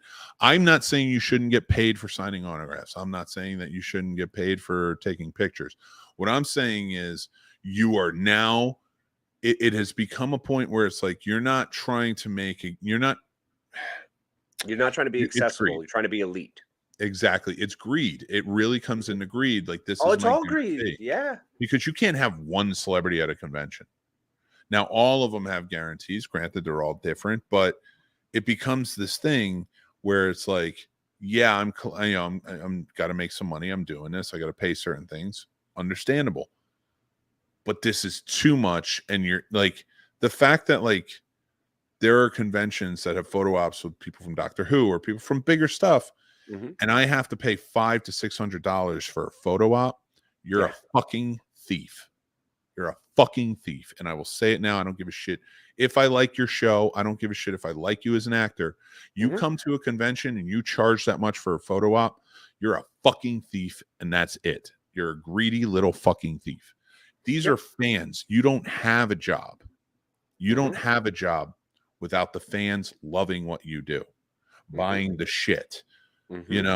And you are now taking money out of people's pockets, and now they may want to meet multiple people, but now they can't. They have to decide, do I want to meet this person who I adore their show more, or this person whose movies have blown me away and really inspired me? But now they have to choose, because you can't have an affordable fucking rate, you fucking celebrity thieves. So fuck you at your convention charging too much. Now, me, I'm a guy who, I used to get them back in the day. I used to like getting stuff like that. I don't give a shit. I don't give a shit. If you are at a convention and you're charging that much, you're a greedy fucking thief, and that's what I'm calling you. And anybody can put it out there. And listen, I run a show where we interview celebrities. We talk to people, and we have a good time with it. And again, I don't mind you making money. But it's funny because the ones that we've had on our show tend to be the more affordable ones at these conventions, because they're good fucking people. Who aren't going to fucking, I like that. David's like, how do you really feel? Well, that's the thing, though, is that where you interview people who want to connect to their actual audience and fans, because they respect and appreciate us little peons who spend our hard-earned dollars to go actually see their thing and support their careers. So if you can't see the trade-off there, and people get lost in the air, we all know what happens. And it's always funny. Think of all the people who get older and go, oh my God, I was so wrong all those years. Like Captain $400 William fucking Shatner. Sorry. Yeah, you go that one, and I agree. And I agree with you. That's a greedy fucking thief. Whereas Chris Mulkey, who I will sit down with and talk to all the time. God, he was amazing, man. Fucking amazing. And it's not just because we work on the inside of the convention. I saw him invite people to hang around with him while he played his guitar, and he would talk to him and he would tell them stories. These people who are paying for him. And I've talked to these people who are like, these are the fans that really like that we're here. That's what I love about Carolina. And there's a lot of other great conventions and festivals. Oh, there are. Yes. Yep. But there are a lot where it's like, you're a fucking thief. This is some bullshit. And like, this should not exist. And if the convention's doing it or the celebrities are doing it, either way, it's based on greed. And I cannot deal with your bullshit, because let me tell you something. Now, not only are you taking it away from, I can't meet both the celebrities I really want to meet. You know, like they can only really meet one, and you have like 70 there. Yeah. Big conventions. But you also have vendors. You also have artists. You also have who depend on this money from these things, and you are gouging them over at the celebrity table, which is your draw. And that's the thing, when you base what you are charging people and the draw there on the fact that that's what's getting people out, so we're going to charge as much as we can. That is bullshit. You're not thinking about the community, and you can go fuck yourselves. I think it's absolutely true. I couldn't agree more. And, it is, David Gregory says, it's whatever the market will bear. I mean, unfortunately, that's economics. And we're living in that world of freakonomics where things go up crazily because of extreme moments. And we have the money because we're so fucking rich and have all this money to spend that we don't think about it. And we go actively get the thing we want because we got the thing in the shiny bauble and they're so excited about it. And then what is that $400 meant to you? Because you got to figure that was the price of a ticket, the food to get that one autograph, maybe that one photo op as well. That's it. That was your whole day. You haven't been able to hit a single table yet. You know what I'm saying? You haven't actually walked by any of the artist stations. Like, there are so many things out there, and the people you meet out in the conventions, and that's, I think I'm just falling into more horror convention than Comic-Con guy. Horror conventions tend to be a lot more fun with it and more affordable in a lot of ways. Oh, there are some. This guy right here, Stuart Sager. All right, he pens Batman. That's his guy. You know what I'm saying? Like, this guy's an author. This guy, amazing guy. He was selling these for like $15, like 3 for $20 or some crazy price like that, and was just the nicest guy. Carry on conversation. I love the artist folks because they're interested. You're able to talk to them. They're accessible. Even if I had one guy, Chris Urquhart. He and I got into a Star Trek conversation over their uniforms and which ones we prefer. Like, I mean, that's the cool stuff. I love that. Like, it's unfortunate when there is the price gouging and when you don't have that connecting and when you lose all of those parts and you forget what the whole point is. And the point is the fans. It's the whole damn point of this, because we're the ones who get to decide where we put our money and our time and attention. So if at any point we decide to stop, that's your fault. And that's where I'm at. That's why I don't buy autographs. I don't take pictures with celebrities. Like, if we meet, like, and I've been very fortunate to have, interview people in person too. Hey, can we get a picture with you? Yeah, sure. But I'm also a host who is working to make you look good. Let's face it, you really are just answering questions. I'm trying to build this up and build up a rapport, because sometimes there are some celebrities it doesn't work out with, and you got to build it up a little bit more. And I'm not putting people down in that sense, but that's why I don't buy them. Sorry, if you're going to charge this much, I'm not buying anything from you. I'd rather buy from the vendors. I'd rather hang out with the community out on the floor, buy from the vendors, things like that, than spend money on you. Now, if you want autographs, you want photo ops, you want stuff like that, like the photo ops, I get the $100 photo ops of, like, you get the actors from who are all in one big show or movie together. And, like, Danielle Harris and Taylor Compton last year did the bloody one where they would bloody you up, which was awesome. 100% amazing. That's absolutely a performance. Yep. And you get something for that performance. And that is fantastic. So for that, I am all down. Like, that is never a thing to me. That's logically, like, you would spend $125 for the two of them. You know what I mean? Like, of course, why wouldn't you? That is a worthwhile thing. It's going up to a table and having people charge $40 to $50 for a selfie, and then another $50 to $60 for an autograph, and then another $80 to $100 for whatever else. It's just that the prices get insane at tables. So yeah, I don't. And the breakdown of everything, and it's like, if you want this specific thing signed, it's this much. If you want this signed, it's this much. It's like, what? It's such a it bothers me on such a level, especially having started off conventions early when it was just a different time, different world where excuse me. Just different time, different world where you're they're charging, I think, a fair amount. You know, there's but if you want it, so like Billy Piper and Christopher Eccleston, right? Their team up is $150. Wait, what? Where? At Awesome Con this year. That's it? Yeah, that's fair. For both of them, that's fair. I think that's absolutely fair. Yeah. Because they both charge about $60 for a photo op. Here's where I get bugged by it. You can buy a photo op and you can buy an autograph. If you buy the photo op with her, it's $65. If you also want an at table autograph, which means you have to stand in line, do the whole thing, it's $60. Now, without the autograph, if you just want a team up photo with Eccleston and Piper, it's $150. Now, if you want to add autographs into that, they're probably both about $60. Yeah, I mean, that makes sense. So right there, that's $150 plus $120. You know, and milk ain't going down in price. Yeah. You know, so your inflation's still going up and you're still charging people this. So how come when you have these conventions, and it is, I do understand free market and I do understand that idea of it, but that is why I am on the level of, like, if you guys agree with me, if everybody's who's sitting there telling me I agree with you on this, stop getting autographs then. Stop getting photo ops. You know, it's kind of funny because I'm not really big on getting autographs from people anymore, because I will find those autographs online. I'll go to eBay, spend $20 and get multiple autographs. You know what I'm saying? If I need them or want them, I like their gifts. Usually I like to get them as gifts, which you've experienced. You know that. I think it's a fun gift. 4 people come up last year at CFF, and I'm pretty sure they were confused. I'm pretty sure they thought we were celebrities. Oh, yeah, no, definitely. People definitely thought we were celebrities. People wanted to take pictures and have autographs with me.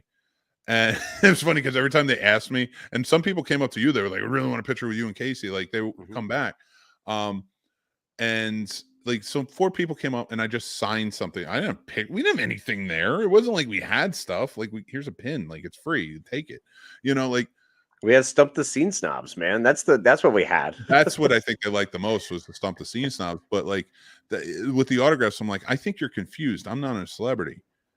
But even then, they were like, well, how much? After I would sign something, they gave me to sign, like the handbook or something, or the whatever it is. You know what it is, the program. The program. After they would give me that, I'd be like, they would ask me if, like, how much it was. I'm like, why are you asking me? A, why are you asking me after?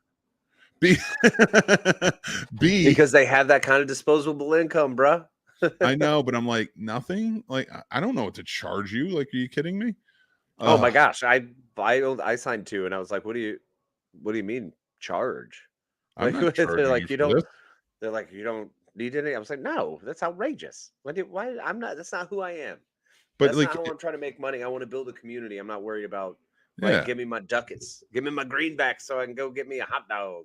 And we're not celebrities, and that's happening. And you know what? Fuck you, people who are charging $500-$600 for fucking photo op and maybe an autograph. Sometimes it's just a photo op. Go fuck yourselves. That's where I'm leaving this Friday. Go fuck yourselves, celebrities who do that. You're assholes. That's beautiful. That's a beautiful sentiment, my friends. That is how you end a show. That's right. You want to take it away, my friend, before we go? Absolutely, brother. It's a pleasure as always, y'all. Thank you so much for hanging out with us today. Apologies if I was a little grumpy this morning. Took me a bit to wake up, so I understand I was a little flat and dead. Now I got my coffee in me an hour later, so 2 hours later. I appreciate it as always. Y'all are amazing. This man right here, the myth, the legend, Mr. McManhattan, my close friend, my ally, my compatriot in all things life and wonder. I love you, buddy.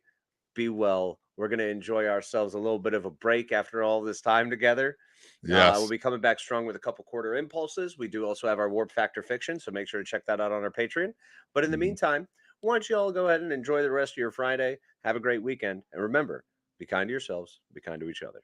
And remember, $50 for an autograph for one of us, $750 for both.